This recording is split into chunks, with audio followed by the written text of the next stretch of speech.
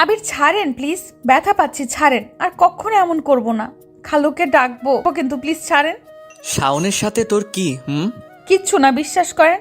আমি তার হাতটা চুলের মুঠো থেকে ছাড়িয়ে নেওয়ার চেষ্টায়। তোর কি আমাকে ছাড়া আরো কাস্টমার আছে নাকি? ছি, ও খালামণি দেখো না, তোমার ছেলে আমাকে মারছে। আমি নীলা, বয়স 19, শারীরিক সম্পর্কের জন্য পারফেক্ট, তাই না? তা আমি বলিনি, বলেছে আমার আদুরে খালাতো ভাই আবির। ছেলেটার জন্য রুমে শান্তি মতো কাপড়ও চেঞ্জ করতে পারি না। হুট করে রুমে ঢুকে বিছানায় শুয়ে পড়ে। কখনো তো আমার দিকে এক দৃষ্টিতে তাকিয়ে থেকে আমার কাপড় চেঞ্জ করা দেখেন। আমার শরীরের প্রতিটি অংশ যেন ওনার চেনা শেষ। উফ, কবে যে দিনগুলো শেষ হবে। সবাই বলে উনি নাকি তার অফিসের সুন্দরী কোনো এমপ্লয়ের দিকে ফিরেও তাকান না। কিন্তু জানি না আমার মধ্যে কি খুঁজে পান, আমার প্রতি কেন এত জুলুম করেন। গল্পটা শুরু হয়েছিল আমাদের ছোটকাল থেকে। আবির আমার খালাতো ভাই। আমাদের একসাথে খেলা, আনন্দ, হাসি, ঠাট্টা। কিন্তু আমার আব্বু খালামণিকে পছন্দ করতো না, কারণ খালামণি সবার বিপক্ষে গিয়ে লাভ ম্যারেজ করেছিলেন। আর আমার বাবা হলেন ভালোবাসার বিরুদ্ধে। খালামণি যখনই বেড়াতে আসতেন, বাবা মাকে আড়ালে নিয়ে খুব কথা শোনাতেন। কিন্তু নিজের বোনকে তো আর ফেলে দেওয়া যায় না। সময়ের এক পর্যায়ে খালামণি ভবিষ্যতে আমার আর আবিরের বিয়ের কথা বললে বাবা খুব রেগে যায়, যাতে খালামণিকে কষে থাপ্পড় মারে। বলতে থাকেন, তোর সাহস হয় কিভাবে আমার মেয়েকে নিয়ে তোর এসব বলা? নোংরা মেয়ে একটা। পরপুরুষদের সাথে মেলামেশা করিস, কে জানে তোর ছেলে আবির এটা কি বিয়ের পর হয়েছে নাকি বিয়ের আগে? কে জানে বিয়ের আগে কয়টা বাচ্চা ফালাইছিস? বেশ্যা কোথাকার। প্লিজ থামো। তুমি চুপ করো। এই শোন, তুই একটা বাজারের মেয়ে, আর তোর সাথে বিয়ে দেব না আমার মেয়ে। বেরিয়ে যা। আম্মু শত চেষ্টা করেও আব্বুকে থামাতে পারেননি ওই দিন। খালামণি খুব কান্না করেছিলেন। ছোট্ট আবির রক্ত মাখা চোখ নিয়ে আমার দিকে তাকিয়েছিল। সেই দিনের পর থেকে খালামণি আর আমাদের বাসায় আসেননি, কোনো কন্ট্যাক্টও করেননি। 16 বছর পেরিয়ে গেছে। আমি তো ইতিমধ্যে ভুলেই গেছি আমার কোনো খালামণি আছে। তার মধ্যে আবার আম্মুকে হারিয়ে আব্বু একদম নীরব হয়ে গেছে। কারো কাছে কোনো রাগ নেই, কোনো অভিমান নেই। আব্বু শেয়ারের বিজনেস 3বার ড্রপ ও লস খেয়েছে। সংসার একদম অচল, তাই আর পড়াশোনাটাও করা হয়নি। সংসার আর বাবার অসুখের খরচ চালাতে 2-1টা টিউশন করি। এই যা। ডাক্তার বলেছে আব্বুর অপারেশনের জন্য অনেক অনেক টাকা লাগবে, কিন্তু তা ম্যানেজ করা আমার পক্ষে অসম্ভব। এমনই একদিন টিউশনি শেষ করতে করতে অনেক রাত হয়ে যায়। রাস্তায় কোনো গাড়ির চিহ্নও নেই। হঠাৎ একটা নীল কালারের প্রাইভেট কার দেখতে পেলে আমি সিগন্যাল দিই রাস্তায়। একটু দূরে গিয়ে গাড়িটা থামে। আমি দৌড়ে গিয়ে ড্রাইভারকে একটু লিফট দিতে বললে সে একটু পেছনে ফিরে মালিকের কাছ থেকে অনুমতি নিয়ে আমাকে আসতে বলে। আমি গাড়িতে উঠে পেছনে তাকিয়ে দেখলাম একটা হ্যান্ডসাম ছেলে, দেখতে আমার পছন্দের নায়ক রণবীর কাপুরের মতো, নিচের দিকে তাকিয়ে মোবাইলে ব্যস্ত। ড্রাইভার আমার চাহনি দেখে হয়তো বুঝে গেছেন ওনার মালিকের উপর আমি অলরেডি ক্রাশ খাইছি, তাই মুচকি হেসে জিজ্ঞেস করছেন, কোথায় যাবেন? আমি ঠিকানা বললে ছেলেটা আতঙ্ক হয়ে আমার সম্পর্কে সবকিছু জানতে চাইলে আমি তাকে সব বলি। তারপর উনি আমাকে একটা কার্ড এগিয়ে দিয়ে বলে কোনো দরকার হলে ওনার অফিসে যেতে। আমি একটু ভেবাচাকা খেয়ে রাজি হলাম। এমন একটা ছেলে যাকে তাকে কার্ড দেওয়ার মতো না। ব্যাপারটা কি? বাড়ি ফিরে দেখি বাবার হার্টের ব্যথা অনেক বেড়ে গেছে, নিঃশ্বাস নিতে পারছেন না। তাড়াহুড়ো করে হসপিটালে নিয়ে গেলাম। ডাক্তার জানান এমার্জেন্সি অপারেশন করতে হবে, তা না হলে অনেক কিছু হয়ে যেতে পারে। কিন্তু এর জন্য প্রয়োজন মোটা অঙ্কের টাকা। রাতভর ভাবতে ভাবতে সকালে আমি কার্ডের ডিটেলস অনুযায়ী তার অফিসে যাই। উনি নাকি এই অফিসের ম্যানেজার ডিরেক্টর। আমাকে দেখে তো উনি রীতিমতো হেসে বলতে লাগলেন, রাতে কার্ড দিয়েছি আর সকালেই হাজির? বাহ। জি, মানে আমার এমার্জেন্সি একটা কাজ লাগবে। কেন, কি? আমার বাবা অনেক অসুস্থ, এমার্জেন্সি অপারেশন লাগবে, তাই অনেক টাকার দরকার। ও তার শিক্ষাগত যোগ্যতা? মাধ্যমিক। হা হা হা, বাবা তো অনেক শিক্ষিত। তুমি? আমার সত্যিই টাকাটা লাগবে। তুমি এসব বাদ দাও। আচ্ছা, তুমি জানো আমি কে? না।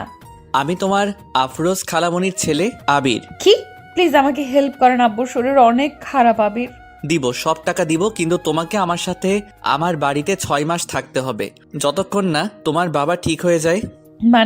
মানে? খুব সোজা, তোমাকে আমার সাথে থাকতে হবে, ফ্রিতে না, যখন ইচ্ছা টাকা পেয়ে যাবে। রেগে আবিরকে একটা থাপ্পড় দিয়ে, কি ভাবছেন আমাকে? লজ্জা করে না? ছি, আপনি এমন হয়ে গেছেন। উফ, ন্যাকামি বন্ধ করো। বাবাকে বাঁচাতে চাইলে এটা তোমাকে করতেই হবে, তা না হলে কিচ্ছু করার নেই। আসতে পারো। আমি খালামণির সাথে কথা বলবো, উনি নিশ্চয়ই আমাকে বুঝবেন। Shut up and get lost. রাস্তায় হাঁটতে হাঁটতে কথাগুলো ভেবে আর কোনো উপায় না পেয়ে আমি তার অফিসে গিয়ে তার সব শর্তে আমি রাজি হয়ে যাই। আমার বাবার জন্য এটা আমাকে করতেই হবে। বাবাকে কোনো রকমে বুঝিয়ে বললাম আমার একটা জব হয়েছে, ওখানে থেকে আমাকে কাজ করতে হবে প্রায় 6 মাস, অনেক ভালো বেতন দিবে। বাবা রাজি হচ্ছিল না, আমি এক প্রকার জোর করেই চলে এলাম। খুব কষ্ট হচ্ছে, ভেবেছি ওখানে খালামণি আছে 6 মাস, তা তেমন কি আর চোখের পলকেই পেরিয়ে যাবে। কিন্তু এখানের পরিবেশটা ছিল একদম ভিন্ন। বিশাল এক বাড়ি, 6-7 জন স্টাফ, আবিরের একটা বোনও আছে। আমি খালামণিকে 1000 বার নিজের পরিচয় দেওয়ার পরেও উনি আমাকে চিনতেই পারলেন না। হয়তো না চেনার ভান করছেন, উল্টো আবিরকে আড়ালে নিয়ে বিড়বিড় করে বলতে থাকলেন, এই মেয়ে এখানে কেন? তাড়াতাড়ি বিদায় করে কে? কিরে, কথা বলছিস না কেন? বিয়েটি করে নিলি নাকি? উফ, থামো তো আম্মু। পৃথিবীতে যদি মেয়ের জাতির শেষ হয়ে যায় তাহলেও আমি একে বিয়ে করব না। আর তুমি কি না? দেখ, এই মেয়ে যেন আমাদের পরিবারে বিষয়ে কখনো নাক না গলায়, এই বলে দিলাম। ওকে, কিচ্ছু করবে না, তুমি নিশ্চিত থাকো। তারপর আবির একটা স্টাফের কাছে গিয়ে আমার থাকার রুমটা দেখিয়ে দিয়ে বলে রুমটা যেন ওর রুমের সাথেই হয়, যাতে ওনার যখন ইচ্ছা আমার রুমে আসতে পারেন। খুব একা একা লাগছিল ওই দিন, এত মানুষ কিন্তু আমার সাথে কথা বলার মতো কেউ নেই, সবাই সবার মতো। তারপর থেকে আমি এখানে। আবির খুব হ্যান্ডসাম একটা ছেলে, খুবই সুন্দর অ্যান্ড স্মার্ট। তাহলে কেন আমার মতন একটা সাধারণ মেয়ের সাথে উনি এইসব করেন, তাও আবার এত এত টাকা দিয়ে? শুধু আমার সাথেই কেন? কথাগুলো প্রায় আমি চিন্তা করি, কিন্তু দিন শেষে বাবার সাথে কথা বললে নিজেকে অনেকটা হালকা লাগে। নীলামা, কবে আসবি? তোকে দেখতে অনেক ইচ্ছে করে। আসবো বাবা, ছুটি পেলেই চলে আসবো, তুমি চিন্তা করো না। ওষুধগুলো ঠিক মতো খাবা। আচ্ছা, এই সপ্তাহে চেক আপের অ্যাপয়েন্টমেন্ট আছে না তোমার? টাকাটা পেয়েছো তো বাবা? হ্যাঁ রে মা, কিন্তু এত টাকা? তুই খুব হার্ড ওয়ার্ক করিস, তাই না? না বাবা, আমার কিচ্ছু করতে হয় না। আচ্ছা আমি রাখি, ভালো থেকো। আবির যখন তখন আমার রুমে ঢুকে শারীরিক সম্পর্কে লিপ্ত হয়ে বলে ঘরের মেয়ে স্টাফগুলো আমার কাছ থেকে দূরত্ব বজায় রাখে। আমার মতো চরিত্রহীন মেয়ের জন্য নাকি হাজারো সংসার ভাঙে, কিন্তু তাদের মধ্য থেকে নিপা একটু আলাদা শুরু থেকে। তার সাথে আমার একটা পজিটিভ কনভারসেশন, আমাকে নিয়ে তার ভিন্ন এক ধারণা। তার মতে আবির আমার খালাতো ভাই, তাই আমার রুমে আসে। তাছাড়া আমাদের মধ্যে কোনো সম্পর্ক নেই, তাই তার সাথে আমি আমার মনের কথাগুলো একদম আপন ভেবে শেয়ার করতাম। কিন্তু সেদিন যখন সে আমার রুম ঝাড়ু দিচ্ছিল আর আমি ওয়াশরুমে শাওয়ার নিচ্ছিলাম, তখন আবির শাওয়ার নিতে আসলে নিপা বাধা দিয়ে বলে, আরে কোথায় যাচ্ছেন ছোট সাহেব? ভেতরে নীলা আপু শাওয়ার নিচ্ছে। কিন্তু তার কথার পাত্তা না দিয়ে আবির ওয়াশরুমে ঢুকে পড়লে তার সম্পূর্ণ ধারণা বদলে যায়। তাছাড়া ও এক রাতে আমাকে ও আবিরকে একসঙ্গে শুয়ে থাকতে দেখে সকালে বলেই ফেলে, আপনার সাথে কি ছোট সাহেবের বিয়ে হয়েছে? না তো। ছি ছি ছি, আপনাকে ভালো ভাবছিলাম। এই আপনাদের মতো মেয়েদের জন্য আমাদের মেয়ে জাতির এত বদনাম। আপনার কি মা বাবা নাই বেড়াতে এসে খালাতো ভাইয়ের সাথে এইসব? এখন বুঝেছি বড় ম্যাম সাহেব কেন আপনাকে পছন্দ করেন না। এইভাবে পেরিয়ে গেল 4টি মাস। বাবা এখন কিছুটা সুস্থ, আমাকে নিয়ে নাকি তার অনেক গর্ব হয়। বাড়ি ফিরলে উনি আর আমাকে কাজ করতে দিবেন না, একটা রাজকুমার খুঁজে তার সাথে ওনার নিষ্পাপ রাজকুমারের বিয়ে দিবেন। বাবার মুখের কথাগুলো শুনলে সত্যি খুব কষ্ট লাগে। ইদানিং খুব মাথা ব্যথা অনুভব হয়, আর সাথে বমি ফ্রি। 3 মাস পিরিয়ড অফ, খুব ভয় ও টেনশনে আছি। এমন কেউ নেই যার সাথে আমার সমস্যাগুলো শেয়ার করব, তাই নিজে নিজে একদিন প্রেগন্যান্সি টেস্টার দিয়ে টেস্ট করে যা দেখলাম তার জন্য আমি একদম প্রস্তুত ছিলাম না। আমি প্রেগন্যান্ট, আমার ভেতর আরেকটা প্রাণ, আমি মা হব। কিন্তু আবির কি আমাকে মেনে নেবে? আমার কুমারিত্ব নষ্ট করে সে কি পেল জানি না, কিন্তু আমাকে খুব কষ্ট দিয়েছে তা বলতে পারি। বাবা সমাজে মুখ দেখাবেন কি করে? আমি ওনার মান সম্মান সব মাটিতে মিশিয়ে দিয়েছি। কথাগুলো ভেবে ডুকরে কেঁদে উঠলাম। আমি আসলে মেয়ে নামে কলঙ্ক। সারাদিন রুমে থেকে কান্না করছি, অবশ্য তাতে কারো মাথা ব্যথা নেই। আবির অফিস থেকে এসে চেঞ্জ করে হাতে মোবাইল আর কানে হেডফোন দিয়ে ডাইরেক্ট রুমে ঢুকে পড়েন। সোফায় বসে ফোনে গেমস খেলছে। হঠাৎ আমার দিকে চোখ পড়তে ইশারায় জানতে চাইলে আমি মুখ লুকিয়ে আরো জোরে জোরে কাঁদতে থাকি, কারণ উনি কাছে এসে বেখেয়ালি হয়ে বলতে লাগলেন, এসব মরাকান্না থামিয়ে কি সমস্যা সেটা বলো। আবির আমি কি আরো টাকা লাগবে? It's not a fact darling, পেয়ে যাবা। না আবির, তাহলে নিশ্চয়ই আরো কাস্টমার দরকার। ওকে, চিন্তা করো না, আমি আমার বন্ধুদের বলবো, কিন্তু ওরা শুধু দিনে, রাতটা কিন্তু আমার, ঠিক আছে? রেগে কষে ওনাকে থাপ্পড় মেরে উচ্চ স্বরে বলতে লাগলাম, আমি প্রেগনেন্ট। অন্যদিকে তাকিয়ে ফোনে ব্যস্ত হয়ে, তা আর এমন কি, কংগ্রেটস। বিয়ের আগেই আমি মা হয়ে গেছি, বুঝতে পারছেন? একমাত্র আপনার এই নোংরা অফারটার কারণে। আপনি ইচ্ছা করলেই ফ্রিতে টাকাটা দিতে পারতেন, কিন্তু না, আপনি একটা সরল সহজ মেয়ের জীবন নষ্ট করে দিলেন। আমি আমার বাবার আদর্শ মান সম্মান সব শেষ করে দিয়েছি। সো স্যার, তোমার আব্বু জানতে পারলে অনেক রাগ করবে, তাই না? একদম মরেই যাবেন। আচ্ছা চলো। কোথায়? তোমার আব্বুর কাছে ওনার একমাত্র মেয়ে প্রেগনেন্ট, সুসংবাদটা ওনাকে দিতে হবে না? না আবির, আপনার পায়ে পড়ছি, প্লিজ আব্বুকে কিছু বলবেন না প্লিজ। চলো তো। আমার আম্মুকে তো অনেক বড় লেকচার শুনিয়েছিলেন উনি চরিত্র নিয়ে, এবার ওনার মেয়ে সম্পর্কেও সবার জানা দরকার। আবির, আমার প্রতি দয়া করুন প্লিজ প্লিজ। আমার বাবা অনেক অসুস্থ, উনি এসব মেনে নিতে পারবেন না প্লিজ। কে শোনে কার কথা? আবির আমার হাতটা ধরে জোর করে গাড়িতে উঠিয়ে ফুল স্পিডে ড্রাইভ করতে লাগলেন, যেন টাইম ওয়েস্ট না হয়। খুব কান্না পাচ্ছে, বাবা জানতে পারলে পাগল হয়ে যাবেন। বাসায় এসে নিচের দিকে তাকিয়ে কান্না করছি। আবির আমার হাতটা ধরে আছেন। বাবা চেয়ারে বসে পেপার পড়ছিলেন। হঠাৎ আমাকে দেখে মুখে এক ঝাঁক হাসি নিয়ে, নীলামা কেমন আছিস রে মা? তোরে এতদিন পরে মনে পড়লো বাবার কথা? আমি চুপ হয়ে কান্না করতে দেখে বাবা কাছে এসে আতঙ্কিত কণ্ঠে বলতে থাকেন, কিরে মা, কি হয়েছে? আর এই ছেলে কে তোর সাথে? আসসালামু আলাইকুম আঙ্কেল, আমি আবির। ওয়ালাইকুম আসসালাম। তা বাবা, তোমাকে তো চিনলাম না। আঙ্কেল, আপনার জন্য অনেক বড় একটা খুশির সংবাদ নিয়ে এসেছি। কি খুশির সংবাদ? কংগ্রাচুলেশন আঙ্কেল, আপনি নানুভাই হতে যাচ্ছেন। আপনার একমাত্র মেয়ে প্রেগনেন্ট। বাবা হা করে আমার মুখের দিকে তাকিয়ে আছেন। তার উপর যেন আকাশটা ভেঙে পড়লো, গোটা পৃথিবী এলোমেলো হয়ে গেল। আমার থেকে কখনো এটা আশা করেনি, তা ওনার চেহারা দেখেই বোঝা যাচ্ছে। চোখ দিয়ে তার রীতিমতো পানি চলে এসেছে। কথাটা যেন তার বিশ্বাস হয়নি, তাই নিশ্চিত হতে আমাকে জিজ্ঞেস করছেন, নীলা, এসব কি কি বলছে ছেলেটা? তুই আমাকে না জানিয়ে বিয়ে করে নিয়েছিস? আবির ব্রু কুচকে বাবাকে বলতে লাগলো, আঙ্কেল, আপনার কথা ভুল হচ্ছে। নীলার তো বিয়ে হয়নি। না মানে বলতে চাচ্ছি। বাবা চোখ দুটো লাল করে রাগী লুক নিয়ে আমার দিকে তাকিয়ে, আমার মেয়ে এসব করতে পারে না। আমার মেয়ে ফুলের মতো নিষ্পাপ। নীলা, তুই বলে দে যে তুই আমার মেয়ে, তুই এসব করতে পারিস না। এই ছেলে যা বলছে সব মিথ্যা। কিরে বল? বাবার কথাগুলো শুনে ডুকরে কেঁদে উঠলাম। বাবা আমার অবস্থা বুঝতে পেরে কোষে দুগালে থাপ্পড় দিয়ে চাবুকটা হাতে নিয়ে খুব জোরে জোরে আঘাত করতে লাগলেন। এমন জানলে নাকি উনি অনেক আগেই আমাকে নিজ হাতে মেরে ফেলতেন। ওনার আত্মসম্মানকে হীন করার আমার কোনো অধিকার ছিল না। আমার মতো মেয়ের ওনার দরকার নেই। আবির লোক দেখানো সান্ত্বনা দিয়ে বাবাকে আটকিয়ে বলতে লাগলেন, কাম ডাউন কাম ডাউন। মেয়ের এই অবস্থা হলে খারাপ লাগাটাই স্বাভাবিক, যেমনটা আমার লেগেছিল যখন আমার মায়ের চরিত্র নিয়ে প্রশ্ন করেছিলেন, তাকে বেশ্যা বলেছিলেন, আমার জন্ম নিয়ে সন্দেহ করেছিলেন। এখন আপনার মেয়েকে কি বলবেন মিস্টার আকরাম সাহেব? কে তুই? আমি আফরোজা ইমরান চৌধুরীর একমাত্র ছেলে আবির চৌধুরী, আপনার মেয়ের আগত সন্তানের পিতা। না, আমি বিশ্বাস করি না। চুপ কর তুই, চুপ কর। নীলা, তুই তো ভালো একটা জব করে আমাদের সুদিন ফিরিয়ে আনবি বলেছিলি, তাহলে এসব কি? এই জানোয়ারটা তোর সাথে জোর করে কিছু করেছে। মা বল আমাকে, তুই ভয় পাস না, আমরা পুলিশের কাছে যাব। আপনাকে নীলা এভাবে বোকা বানিয়েছে। তাহলে শুনুন, আপনার মেয়ে টাকার বিনিময়ে আপনার কাছে মিথ্যা বলে দীর্ঘ 4টা মাস আমার সাথে আমার বাড়িতে ছিল। আমরা একসাথে শুয়েছি, একসাথে থেকেছি। নীলা তো কয়েকদিনেই আমাকে আপন করে নিয়েছে। আমার সামনে কাপড় চেঞ্জ করতেও তার কোনো আপত্তি ছিল না, তাই না নীলা?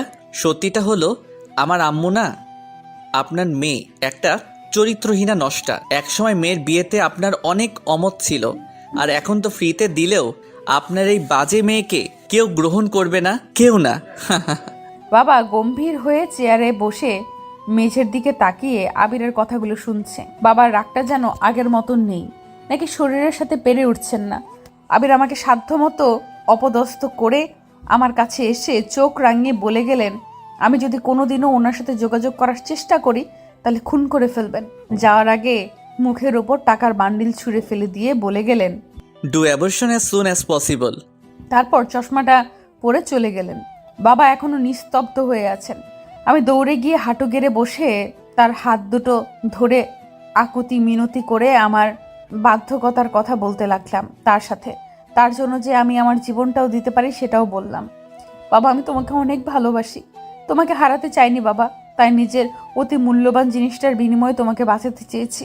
তুমি আমার সব বাবা। আমি তোমাকে খুব কষ্ট দিয়েছি, মান সম্মান মাটিতে মিশিয়েছি। আমাকে তুমি বকা দাও, মারো, বিশ্বাস করো বাবা, আমি এখানে থাকবো না। অনেক দূরে চলে যাব। তুমি শুধু একবার আমার সাথে কথা বলো। বাবা আমার চোখের দিকে তাকালে আমি ভয় পেয়ে যাই। রক্ত মাখা চোখ দুটো বেয়ে অঝরে পানি পড়ছে। এই প্রথম আমি সরাসরি বাবাকে কাঁদতে দেখলাম। মারে, তুই আমাকে বাঁচাতে যা করেছিস ওই কাজটা করেও আমাকে মেরে ফেলেছিস। আগে মানুষ আমাকে দেখলে শ্রদ্ধা করত, আর এখন আঙ্গুল তুলবে, সিসি করবে, গালি দেবে। বাবা আমি চুপ চুপ, এই পাপি মুখে আমাকে বাবা বলবি না, তোর বাবা মরে গেছে। কথাগুলো বলেই বাবা হাঁটতে হাঁটতে নিজের রুমে চলে গিয়ে দরজা বন্ধ করে দিলেন। আমি মেঝেতে পড়ে থেকে নিজের পাপের জন্য বাবার কাছে ক্ষমা চাচ্ছি। সত্যি আমি যা করেছি তার কোনো ক্ষমা নেই। আমার মরে যাওয়াই উচিত। এই জীবন রাখার কোনো অধিকার নেই আমার। কিন্তু এখন তো আর আমি একা না। রাত পেরিয়ে সকাল হলো, বাবা রুমের দরজা খুলছেন না। অনেকবার ডাকলাম কিন্তু কোনো সাড়া শব্দ নেই। মনে খুব ভয় কাজ করলে আমি কান্না করতে থাকি। তারপর কয়েকজন প্রতিবেশীদের ডেকে এনে দরজা ভেঙে ভেতরে গিয়ে দেখি বাবা ফ্যানের সাথে ঝুলছেন। নিজের চোখকে বিশ্বাস করতে কষ্ট হচ্ছে। বাবার দিকে হা করে তাকিয়ে আছি, চোখ বেয়ে অনবরত পানি পড়ছে। যাক, আজ থেকে আমি এতিম হয়ে গেলাম, এই পৃথিবীতে সম্পূর্ণ একা একজন। বাবাকে কবর দিয়ে যখন সবাই ফিরে এলো, তখন বাবার কবরের পাশে বসে খুব কান্না করেছিলাম। বারে বারে চিৎকার করে বলছিলাম, আমাকে একা রেখে কেন চলে গেলেন? আমাকেও কেন ওনার সাথে নিয়ে গেলেন না? আজ আমার জন্য বাবার এই অবস্থা। আমার পাপের মাসুল আমার বাবা দিলেন। আমি বাবাকে হারিয়ে ফেলেছি। আমি আসল খুনি। আমার ফাঁসি হওয়া চাই। বাবার মৃত্যুর পর আমি আমার এক দূর সম্পর্কের মামার বাড়িতে চলে যাই। মামা প্রচুর বায়না করেন, আজ নাকি তিনি প্রতিষ্ঠিত কেবল বাবার জন্যই হতে পেরেছেন। এককালে বাবা ওনাকে আর্থিক সাহায্য করে বাঁচার পথ দেখিয়েছিলেন, প্রতিদানে কিচ্ছু চাননি। এখন আমাকে ওনার বাড়িতে নিজের মেয়ের মতো রাখতে পারলে নাকি বাবার কিছুটা ঋণ শোধ করার সুযোগ পাবেন। ও বাড়িতে গেলে মামুনি আমাকে স্পষ্ট জানিয়ে দেয়, ওখানে থাকতে চাইলে আমাকে বাজার এনে দিতে হবে, রান্না করতে হবে, ঘর পরিষ্কার সহ নানা সাংসারিক কাজে নিয়োজিত থাকতে হবে। আমি তার এক কথায় সব মেনে নেই। আমার ভাগ্যে হয়তো এটাই লেখা ছিল। সবাই তো তার সারা জীবন বাবা মায়ের দুলালি হয়ে থাকতে পারে না। তাদের মধ্যে হয়তো আমিও একজন অভাগী। দিন যাচ্ছিল, বাড়ির সব কাজ একলা হাতে সামলিয়ে খুব ক্লান্ত, শরীরে ঘুমিয়ে আছি। হঠাৎ রিঙ্কি এসে আমাকে ডেকে তুলে আমার কাছে টাকা আছে কিনা জানতে চাইলে আমি আবিরের দেওয়া টাকাগুলোর কথা ভেবে বলতে থাকি, হ্যাঁ আছে, কিন্তু এই টাকা আমি খরচ করতে পারবো না। আপু, আগামীকাল আমার একটা ফ্রেন্ডের বার্থডে, অনেক দামি কিছু গিফট করতে হবে, প্লিজ হেল্প। ঠিক আছে, তুমি 10-20 হাজার নিয়ে নাও। না না আপু, এতে কিচ্ছু হবে না, প্লিজ বোঝ। তাহলে কত? তুমি আমাকে 1 লাখ দাও, আমি জানি তোমার কাছে এর থেকেও বেশি আছে। প্লিজ প্লিজ আপু, না করো না। ঠিক আছে, কিন্তু এই টাকা আমার না। যত তাড়াতাড়ি সম্ভব আমি যার টাকা তাকে ফিরিয়ে দিব। তুমি বুঝো প্লিজ। ঠিক আছে, লাগবে না তোমার টাকা। মুখ বাঁকিয়ে চলে গেল। পরের দিন ঘরের বাজার নিয়ে বাসায় ফিরে রিঙ্কি দৌড়ে আমার রুম থেকে পালিয়ে যাচ্ছে। ব্যাপারটা বুঝতে গিয়ে রুমের সব জিনিসপত্র এলোমেলো আবিষ্কার করি, সবকিছু অগোছালো, টাকার ড্রয়ারটাও খালি হয়ে পড়ে আছে। এই কাজ রিঙ্কি ছাড়া কেউ করেনি। সেই আমার টাকাগুলো চুরি করেছে। তা মামুনিকে জানালে উনি উল্টো আমাকে দোষী সাব্যস্ত করেন। সেদিন মা মেয়ে মিলে খুব নির্যাতন চালায় আমার উপর। তখন মা বাবার কথা খুব মনে পড়ছিল। আজ যদি অন্যরা বেঁচে থাকতেন, আমি যদি সেই বাড়িতে থাকি, তাহলে নাকি রিঙ্কি অন্য কোথাও চলে যাবে। কারো সুখের সংসার ভাঙতে চাই না বলে নিজেই বাড়ি ছেড়ে রাস্তায় পাড়ি জমালাম। গভীর রাত, রাস্তার দুপাশে ল্যাম্পপোস্টের নিস্তব্ধ পরিবেশ। আমার হাত দুটো এক মুঠ করে একটা গাছের নিচে শুয়ে আছি। হঠাৎ করে যেন আমার হাতটা স্পর্শ করলো। হঠাৎ চোখ খুলে দেখি একটা মাতাল আবল তাবল বকছে আর আমার কাছে আসার চেষ্টা করছে। খুব ভয় পেয়েছিলাম। হাতে থাকা ব্যাগটা দিয়ে তাকে আঘাত করে কোনো রকমে নিজে বাঁচিয়ে দৌড়ে পালিয়ে যাই। বড় রাস্তার মোড়ে এসে আমি ক্রমাগত বমি করতে থাকি। প্রেগনেন্সি অবস্থায় যা হয় আর কি। সাহায্য করার মতো কেউ নেই আমার। ভাগ্যবশত নিপা সেখান দিয়ে যাচ্ছিল। হঠাৎ আমাকে দেখতে পেয়ে রিক্সা থামিয়ে বলতে লাগলেন, নীলা ম্যাম, আপনি এখানে? কি হয়েছে? এ কি অবস্থা আপনার? আমি তাকে দেখে যেন স্বস্তি ফিরে পেলাম। চোখ বেয়ে পানি পড়তে শুরু করলো। কিছু বলবো তার আগেই মাথা ঘুরে পড়ে যাই। চোখ খুলে নিজেকে আবিরের বাসায় খুঁজে পাই। বেডের পাশেই চিন্তিত চেহারায় নিপা আমার দিকে তাকিয়ে আছে। খালামণি কিছুটা দূরে গিয়ে রাগী লোক নিয়ে গম্ভীর হয়ে বলছেন, তোমার বাবা যা করেছেন তা কি কম ছিল যে এখন বারে বারে তুমি ফিরে এসে জ্বালাতন শুরু করলে? তোমার বাবা কেন বুঝতে চাইছেন না? তোমাকে এভাবে আমাদের পেছনে লেলিয়ে দিয়ে কোনো লাভ নেই। আমরা তোমাদের সাথে সম্পর্ক রাখতে চাই না। গিয়ে হীনমন্যতা সম্পন্ন লোভী বাবাকে বলে দিবে ওনার থেকে ভালো কাপড় আমাদের পোষা কুকুরটি পরে, বুঝেছ? সামনে আবিরের এঙ্গেজমেন্ট, এর মধ্যে আমি তোমাদের কোনো ঝামেলা চাই না। আবির অফিস থেকে আসার সময় হয়ে গেছে, তোমাকে এখানে দেখলে ভীষণ রাগ করবে। দেখো, তোমার সামনে হাত জোর করছি, তুমি প্লিজ চলে যাও, আর কখনো আসবে না। আমি আস্তে করে বিছানা থেকে উঠে খালামণির হাত দুটো স্পর্শ করে ডুকরে কেঁদে উঠলাম। আমার থাকার কোনো জায়গা নেই। যতদিন না কোনো কাজ পাচ্ছি আমাকে এখানে তোমার কাছে রেখে দাও না খালামণি। বিশ্বাস করো, কোনো ঝামেলা করব না। নিপা, তরিশ, সুমি, সাজিয়া ওরা যেমন তোমার বাড়ির স্টাফ, তেমনই মনে করো না আমিও একজন নতুন কাজে যোগ দিয়েছি। ও খালামণি, আমাকে বেশি কিছু দিতে হবে না, শুধু থাকার জায়গা আর খাবার দিলেই হবে। বিশ্বাস করো, কাজ পেলে চলে যাব এক ঝটকায় হাত দুটো ছাড়িয়ে। মাথা খারাপ? খাল কেটে কুমির আনবো নাকি? অতীতের কিছুই ফিরে আনতে চাই না। আবিরের এঙ্গেজমেন্টে কোনো ঝামেলা হবে না খালামণি, থাকতে দাও না প্লিজ। আমি খুব অসহায়, প্লিজ সাহায্য করো। আচ্ছা আচ্ছা, ছাড়ো, ঠিক আছে, কিন্তু একজন স্টাফ হয়েই থাকবে। কখনো যদি আমাদের ফ্যামিলির কেউ হতে চেয়েছো অথবা পারিবারিক কিছু নিয়ে আলোচনা করেছো, তাহলে ঘাড় ধাক্কা দিয়ে বের করে দেব। খালামণি কথাগুলো বলছে এমন সময় আবির অফিস থেকে ফিরে আমাকে দেখে রেগে একাকার হয়ে বলতে থাকেন, তুমি সাহস হয় কিভাবে আমার বাড়িতে আসার? আবির ও নিপাদের সাথেই কাজ করবে। তাছাড়াও কয়েকদিন পর তোর এঙ্গেজমেন্টের অনেক কাজ, লোক পেয়ে গেছি, ভালোই হয়েছে বল। কোনো দরকার নেই, অনেক লোক আছে কাজ করার। তারপর আবির আমার হাতটা ধরে জোর করে টেনে বাড়ি থেকে বের করে দেওয়ার চেষ্টা করছেন। খালামণির কথাও শুনছেন না। আমি অনেক রিকোয়েস্ট করছি, কিন্তু কোনো কিছুতেই কাজ হচ্ছে না। গেটের সামনে এনে রেগে আঙুল দেখিয়ে বলতে লাগলেন, আর কোনো দিন যদি আমার বাড়ির বরাবর দেখেছি, তাহলে আমার থেকে খারাপ আর কেউ হবে না। যেই না বাবা মেনে নিতে অস্বীকার করছে, অমনি আমার কাছে ফিরে আসা, তাই না? তোদের মতো মেয়েরা এমন কেন? আচ্ছা বল, আর কত টাকা দিলে তোর এই অপবিত্র শরীরটা আর আমাকে দেখতে হবে না? আপনার থেকে খারাপ তো এই পৃথিবীতে আর কেউ হতেই পারে না আবির। আপনি ওয়ান অ্যান্ড অনলি, যে কিনা অযথাই একটা নোংরা গেম খেলে আমাকে শেষ করে দিয়েছেন। আপনি জানোয়ার থেকেও নিকৃষ্ট, আল্লাহর গজব পড়ুক। Stop talking nonsense and get lost from her. কথাটা বলে চলে যাচ্ছিলেন। শুনুন, আমাকে থাকতে না দিলে এক্ষুনি পুলিশের কাছে গিয়ে বলবো আপনি আমার সাথে জোর করে ফিজিক্যাল রিলেশন করেছেন, আমাকে বিয়ের প্ররোচনা দিয়ে এখন বিয়ে করতে অস্বীকার করছেন, প্রতারণা করেছেন। তখন আপনার বিয়ের কি হবে চিন্তা করে দেখেছেন? উনি ভীষণ রেগে চোখগুলো আগুনের গোলা করে ফিরে আমার দিকে তাকিয়ে আছেন। এর মধ্যেই খালামণি এসে আবিরকে শান্ত করার চেষ্টা করছে, আর এদিকে নিপা এসে আমাকে ঘরের ভেতরে নিয়ে যাচ্ছে। আবির কিছু বলছে না, তার বিয়েতে ঝামেলা হবে হয়তো, এটা ভেবে মনকে সান্ত্বনা দিচ্ছেন। আমার দিকে এক দৃষ্টিতে তাকিয়ে আছেন, খুব ভয়ঙ্কর চাহনি, পারলে যেন এক্ষুনি গিলে খেতেন আমাকে। এইভাবেই শুরু হলো আমার জীবনের আরেকটা নতুন ধাপ। সত্যি বলতে আমি আগে জানতামই না যে আমার মধ্যে এত ধৈর্য আছে। অসুখ, বমি, মাথা ব্যথা এসব কাটিয়ে সারাদিন পরিশ্রম করছি। খালামণি কাজে অসন্তুষ্ট হলে আমাকে যে বের করে দিবেন, তখন যাব কোথায়? আমার বমি আর বারে বারে মাথা ঘুরে পড়ে যাওয়ার কারণটা সবার কাছ থেকে আড়াল করতে পারলেও নিপার কাছ থেকে করতে পারিনি। আমার গল্পটা জেনেই ছাড়লো। মেয়েটা রীতিমতো কেঁদে গলা জড়িয়ে বলতে লাগলো আজ থেকে ও নাকি আমার ছোট বোন, আর আমার কথা মতো প্রেগনেন্সির ব্যাপারটা কাউকে বলবে না বলে প্রমিস করলো। যাক, এখানে সব স্বার্থপরদের ভিড়ে একটা বোন তো পেলাম। কয়েকদিন পরে আবিরের এঙ্গেজমেন্টের ইভেন্ট আয়োজন করা হলো। মেয়ে আমেরিকার সিটিজেন, নাম তরি, কালকেই দেশে ফিরেছে।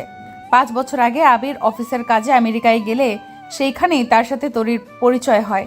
তরিকে আর তার ফ্যামিলিকে খালামণি খুব পছন্দ হয়ে যায়। বিত্তশালীর পরিবারের একমাত্র মেয়ে।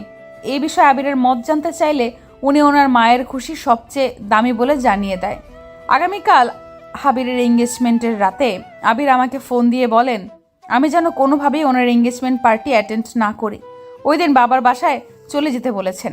বেচারা ভয় পাচ্ছে আমি যদি আবার কোনো হট্টগোল পাকিয়ে দেই।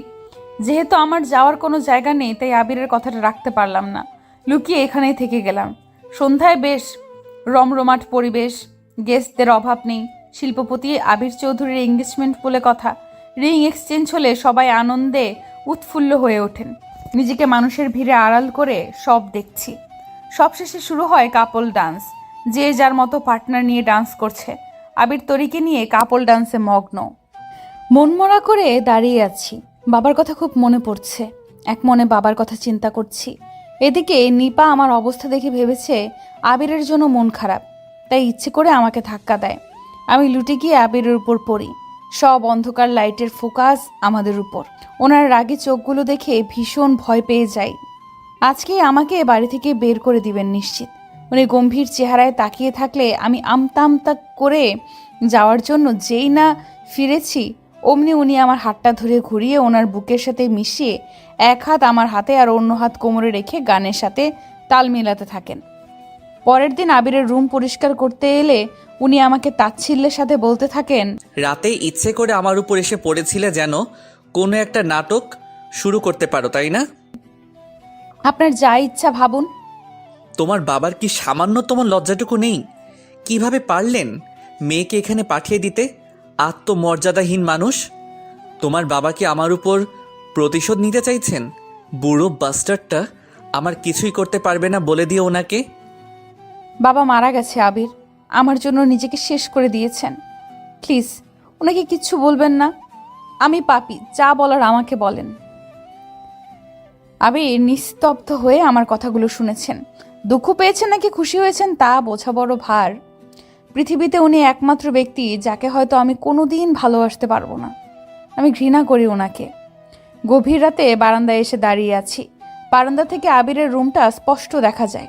একটু পরেই আবির ফোনে কথা বলতে বলতে জানালার ধারে এসে আমাকে দেখে ফোনটা সরিয়ে আমার দিকে এক দৃষ্টিতে তাকিয়ে আছে, যেন ভাজা মাছটা উল্টে খেতে জানেন না।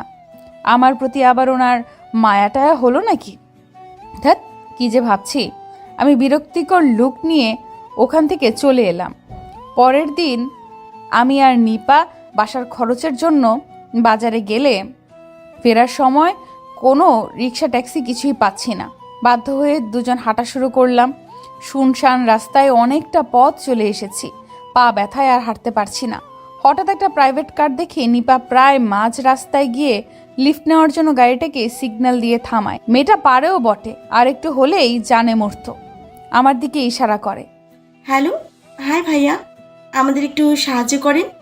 দেখেন না, আমার ম্যাডাম অনেক অসুস্থ। আমি দুই হাতে খরচের ব্যাগ নিয়ে ভ্যাবাচাকা খেয়ে দাঁড়িয়ে আছি। এর মধ্যেই ছেলেটা আমার দিকে এক নজর তাকিয়ে গাড়িতে ওঠার পারমিশন দিয়ে দেয়। কি হয়েছে আপনার ম্যাডামের? কিচ্ছু হয়নি। হোয়াট? ও হ্যাঁ, প্রচন্ড মাথা ব্যথা। আচ্ছা, আপনার ম্যাডামের নাম কি? এত কিছু জেনে আপনার লাভ কি? এই যে এই বড় গেটের সামনে রাখেন।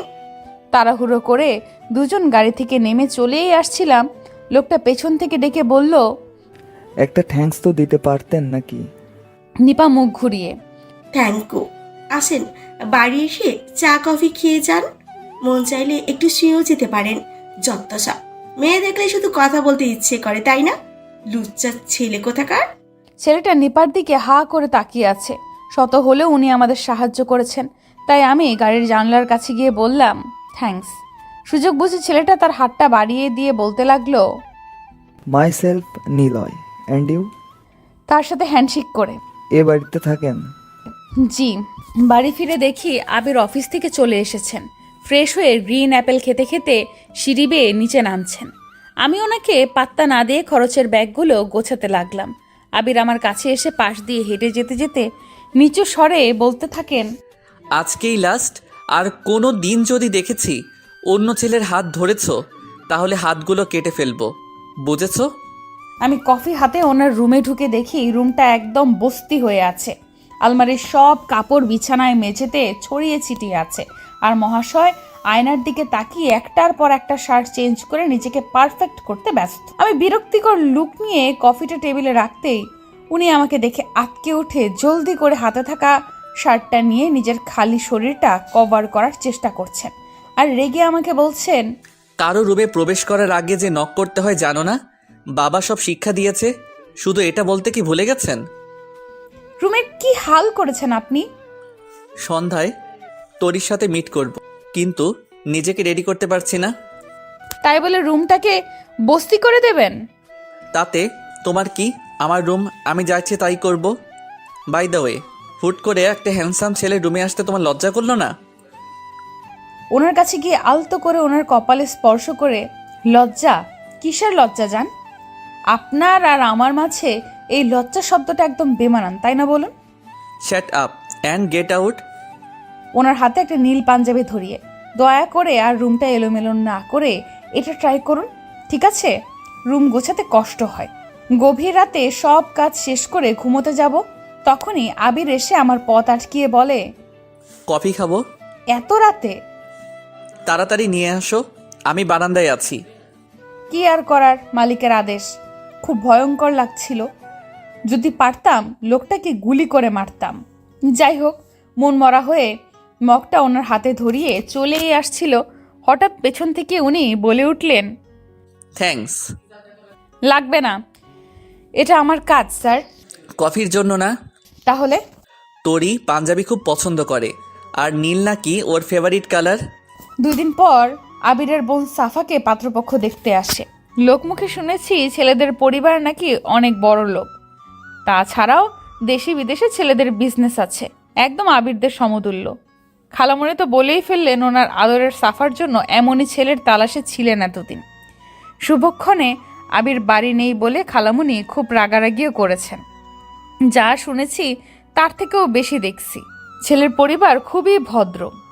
ড্রয়িং রুমে সবাই আলাপ করছেন, সাফাকেও খুব সুন্দর দেখাচ্ছে, 100% ছেলেপক্ষের পছন্দ হবে, কিন্তু কিছুতেই পাত্রকে দেখতে পারছি না। কথার ফাঁকে খালামণি ইশারায় আরও নাস্তা দিতে বললে নিপা নাস্তা নিয়ে রুমে উকি দিয়ে আবার ফিরে আসে। কি হলো, তুমি ফিরে এলে কেন? তাড়াতাড়ি খাও, খালামণি রাগ করবে কিন্তু। আমার হাত পা কাঁপছে, আমি পারবো না, আপনি নিয়ে যান। কেন, কি হয়েছে? ওই দিনের ছেলেটা, উনি হয়তো পাত্র। আল্লাহ না জেনে ওনাকে কত বকাঝকা করেছি। বড় মেম সাহেব এবার আমার চাকরিটা নট করেই ছাড়বেন। কোন ছেলে? আমি কিছু বুঝতে পারছি না। কি যেন নাম? হ্যাঁ, মনে পড়েছে, নিলয়। ম্যাডাম আমাকে বাঁচান, এবার আমি শেষ। আচ্ছা আচ্ছা, আমি নিয়ে যাচ্ছি, আমাকে দাও। সুন্দর করে ঘোমটা দিয়ে ড্রয়িং রুমে যেতেই একজন ভদ্র মহিলা আমাকে দেখে হেসে বলতে লাগলেন, ওই তো নীলামা এসেছে। আহ, এগুলোর কি দরকার ছিল? তুমি নীলের পাশে গিয়ে বসো মা। পরিবেশটা স্তব্ধ হয়ে গেছে। যদিও আমাকে দেখে নিলয় মুচকি হেসেছে, কিন্তু তাদের আচরণে আমার মতো খালামণি সহ সবাই ভেবাচাকা খেয়ে আছে।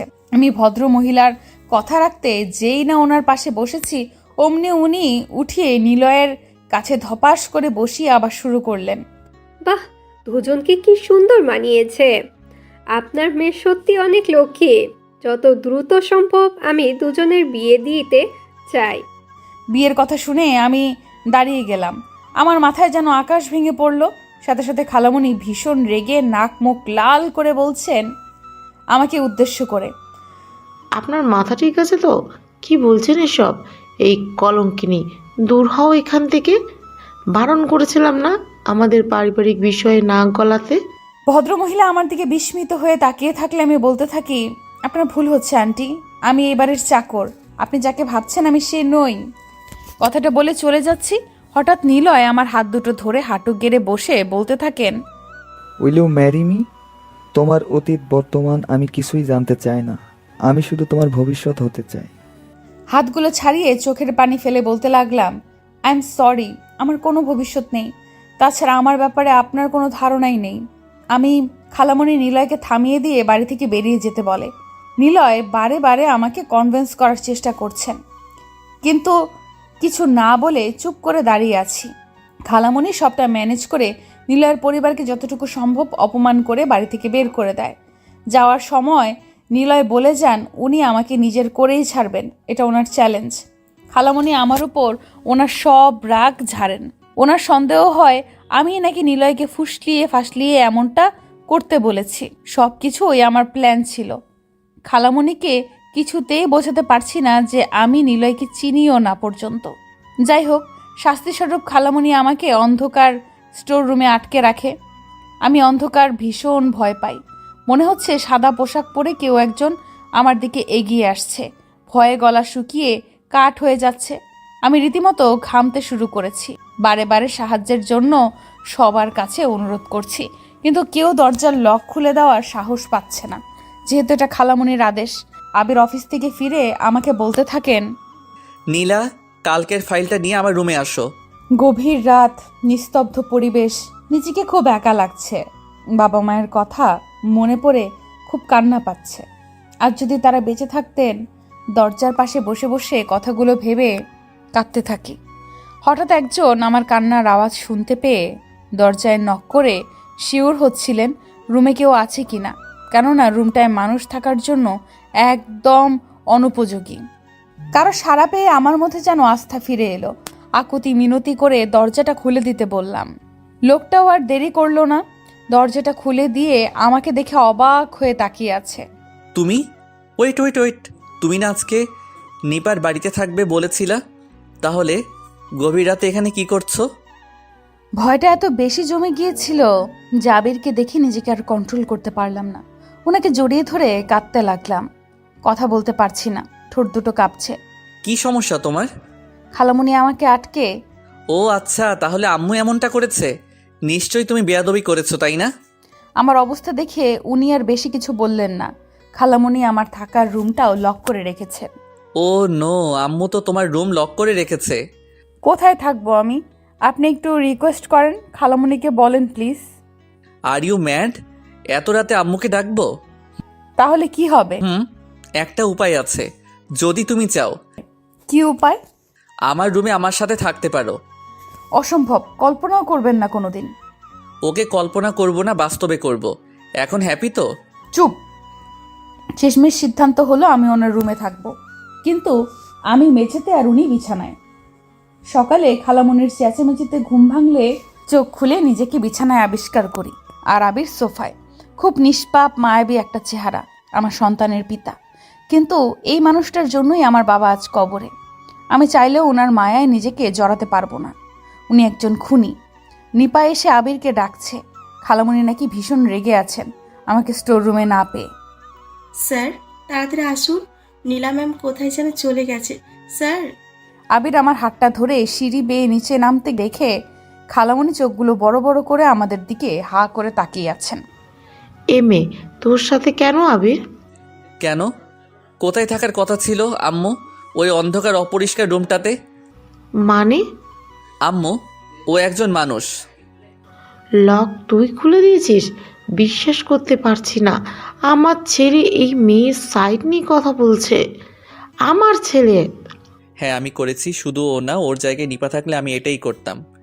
খালামণির বান্ধবী সন্দেহের দৃষ্টিতে তাকিয়ে তরি আবিরের দিকে নিথরভাবে তাকিয়ে। আবির, তরিকে দেখার জন্য কেউ প্রস্তুত ছিল না। খালামণি রীতিমতো মাথা ঘুরিয়ে মাটিতে পড়ে যায়। ওনার সোনার ডিম দেওয়া রাজহাঁস এক্ষুনি হাতছাড়া হয়ে যাবে, এটা কি মেনে নেওয়া যায়? আবির দৌড়ে তরির কাছে গিয়ে বলতে থাকেন, তুমি যা ভাবছো তা না। ট্রাস্ট মি, আম্মু রাগ করবে বলে এমনটা করেছি। আমরা একসাথে ছিলাম, কিন্তু নীলা বিছানায় আর আমি সোফায়। তরি আবিরকে খুব শক্ত করে জড়িয়ে ধরে। আই ট্রাস্ট ইউ আবির। আমি জানি তুমি আমাকে কখনো ধোকা দিবে না। আমি কিচেনে গিয়ে কাজ করতে থাকলে নিপা এসে মুচকি হেসে আমাকে আলতো করে ধাক্কা দিয়ে আমি বিরক্তির ভাব নিয়ে বলে উঠি, প্লিজ তুমি শুরু করো না। সত্যি বলছি, আবির যেটা বলেছেন সেটাই ঘটেছে। আমি বিছানায় আর আবির সোফায়। আহ, তাহলে লজ্জা পাচ্ছেন কেন? না তো, আমি কেন লজ্জা পাবো? মেনে নিলাম প্রেগনেন্সির কথাটা তো স্যারকে বলেছেন নাকি? বলার আর কি বাকি আছে? আপনি অপারেশন করেননি এইটা বলবেন? না। উফ, কেন বলছেন না আপনি? এই ব্যাপারে কথা বলতে চাই না নিপা, আর প্লিজ তুমিও কাউকে কিছু বলতে যেও না। ঠিক আছে, কিন্তু থাক, আমি আর কিছু বলবো না। তার মধ্যেই খালামণির ডাক। নিপা, আমার ওষুধ কোথায়? নিপা আমার সাথে আমতা আমতা করতে করতে, ইস রে, কালকে আমার ছোট ভাই খেলার ছলে মেম সাহেবের রুমে গিয়ে তার সবগুলো পিল খুলে ডাস্টবিনে ফেলে দিয়েছে।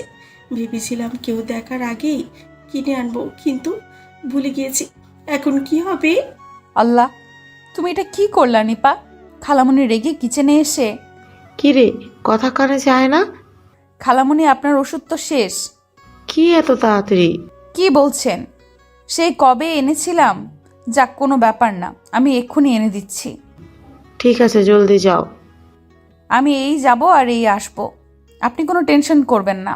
এই দিকটা নিপার হাতে দিয়ে আমি তাড়াতাড়ি করে বেরিয়ে পড়লাম। কিছু দূর যেতে একটা প্রাইভেট কার আমার পিছু নেয়। আমি যেদিকে যাচ্ছি গাড়িটাও সেদিকেই আসছে। কালো গ্লাসের ভেতরে কাউকে অনুমান করতে পারছি না। হঠাৎ গাড়িটা থামিয়ে নিলয় বেরিয়ে এসে বলতে শুরু করেন, নীলা, কথা শোনো। প্লিজ আর আমাকে ফলো করবেন না, চলে যান এখান থেকে। দাঁড়াও প্লিজ, তোমাকে আমার সাথে একটু যেতে হবে। নীলা আমার জুলিয়েট, সরি, দাদিমা আইসিইউতে ভর্তি, সে তোমাকে একবার দেখতে চেয়েছেন। প্লিজ না করো না। আমাকে তাড়াতাড়ি বাসায় যেতে হবে, আমি পারবো না, আপনাকে অনুরোধ করছি, প্লিজ চলে যান। নিলয় আমার হাতটা ধরে খুব রিকোয়েস্ট করে বলছেন, কিন্তু আমি যাব না বলে চিৎকার চেঁচামেচি শুরু করেছি। হাতাহাতির এক পর্যায়ে আমি অজ্ঞান হয়ে পড়লে নিলয় আমাকে কোলে করে গাড়িতে উঠিয়ে ডক্টরের কাছে নিয়ে আসেন। ডক্টর সাহেব নিলয়কে কেবিনে নিয়ে বলতে থাকে, পেশেন্ট কে হয় আপনার? আমার স্ত্রী। Anything serious doctor? Don't worry mister Niloy, মা আর বেবি দুজনেই। বেবি?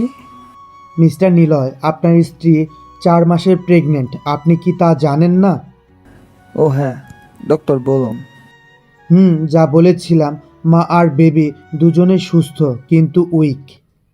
কিছু মেডিসিন লিখে দিচ্ছি, সময় মতো খাইয়ে দিবেন। হুম। আমি বেড থেকে উঠে চলেই যাচ্ছিলাম, সামনে নিলয়কে দেখে থেমে যাই। উনি চিন্তিত চেহারায় আমাকে বলে উঠলেন, ঠিক আছো তুমি? হুম। আচ্ছা চলো, তোমাকে মেডিসিন কিনে দিয়ে বাড়ি দিয়ে আসি। নিলয় আমার জন্য অনেক কিছু করলেন। এতক্ষণ তাকে ইগনোর করছিলাম বলে নিজেকে অপরাধী মনে হচ্ছে। ওনার দাদিমা জাস্ট আমার সাথে দেখা করতে চেয়েছেন, কিন্তু আমি মুখের উপর না করে দিলাম। আপনার দাদিমার হসপিটালটি এখান থেকে কত দূর? নিলয় হাঁটা থামিয়ে পেছনে মুড়ে, এই তো 1 ঘন্টার রাস্তা। কেন? দাদিমাকে দেখতে ইচ্ছে করছে। তোমার শরীর? আমি একদম ঠিক আছি, আপনি আমাকে নিয়ে চলুন। ওকে। গাড়িতে বসে আছি, নিলয় গম্ভীর হয়ে গাড়ি ড্রাইভ করছেন। কেন জানি না মনে হচ্ছে ওনার কিছু একটা হয়েছে। আমার দিকে একবারও তাকাচ্ছেন না। হসপিটালে এসে আমি স্তব্ধ। নিলয়ের গোটা পরিবার এখানে। খুব অস্বস্তি লাগছিল। নিলয়ের আম্মু আমাকে দেখে চোখ পাকিয়ে তাকিয়ে আছেন। নিলয় শক্ত করে আমার হাতটা ধরে, জুলিয়েট নীলাকে দেখতে চেয়েছিলে, তাই ও এসেছে। ডক্টর অনুমতি দিলে নিলয় আমাকে কেবিনের ভেতরে পাঠিয়ে দিয়ে বাইরে অপেক্ষা করতে থাকেন। অক্সিজেন মাস্ক পরা একজন বৃদ্ধা। আমি কাছে গিয়ে ওনাকে সালাম দিলে উনি চোখ খুলে আলতো হেসে ইশারায় আমাকে ওনার পাশে বসতে বললে আমি বসে পড়ি। কেমন আছিস? ভালো, আপনার শরীর এখন কেমন? ভালো না? রোমিওটার জন্য সবসময় দুশ্চিন্তা থাকতে হয়। জি। হ্যাঁ, নীলার কথা বলছিস? আমার দাদু ভাই? আমার বন্ধু। ও আচ্ছা। উনি আমার হাত দুটো আঁকড়ে ধরে ছলছল করে তাকিয়ে বলতে লাগলেন, দাদু ভাই তোকে খুব পছন্দ করে। তোর সাথে পরিচয় হওয়ার পরে দাদু ভাইকে আমি খুব করে হাসতে দেখেছি। বছর কয়েক আগে যে ছেলে তার প্রিয়তমাকে হারিয়ে মরতে বসেছিল, সে নতুন করে বাঁচতে শিখেছে শুধু তোর কারণে। আমার দাদু ভাই একটু রাগী, কিন্তু ওর মনটা খুব নরম। নিলয় কাউকে ভালোবাসতো? হ্যাঁ, অলিভা নামের একটা মেয়ে নামে দাদু ভাইয়ের বেস্ট ফ্রেন্ড ছিল। তারপর আস্তে আস্তে ভালোবাসা। 13 বছর একসাথে অনেকটা পথ চলেছিল তারা, কিন্তু বিয়ের 1 সপ্তাহ আগে অলিভা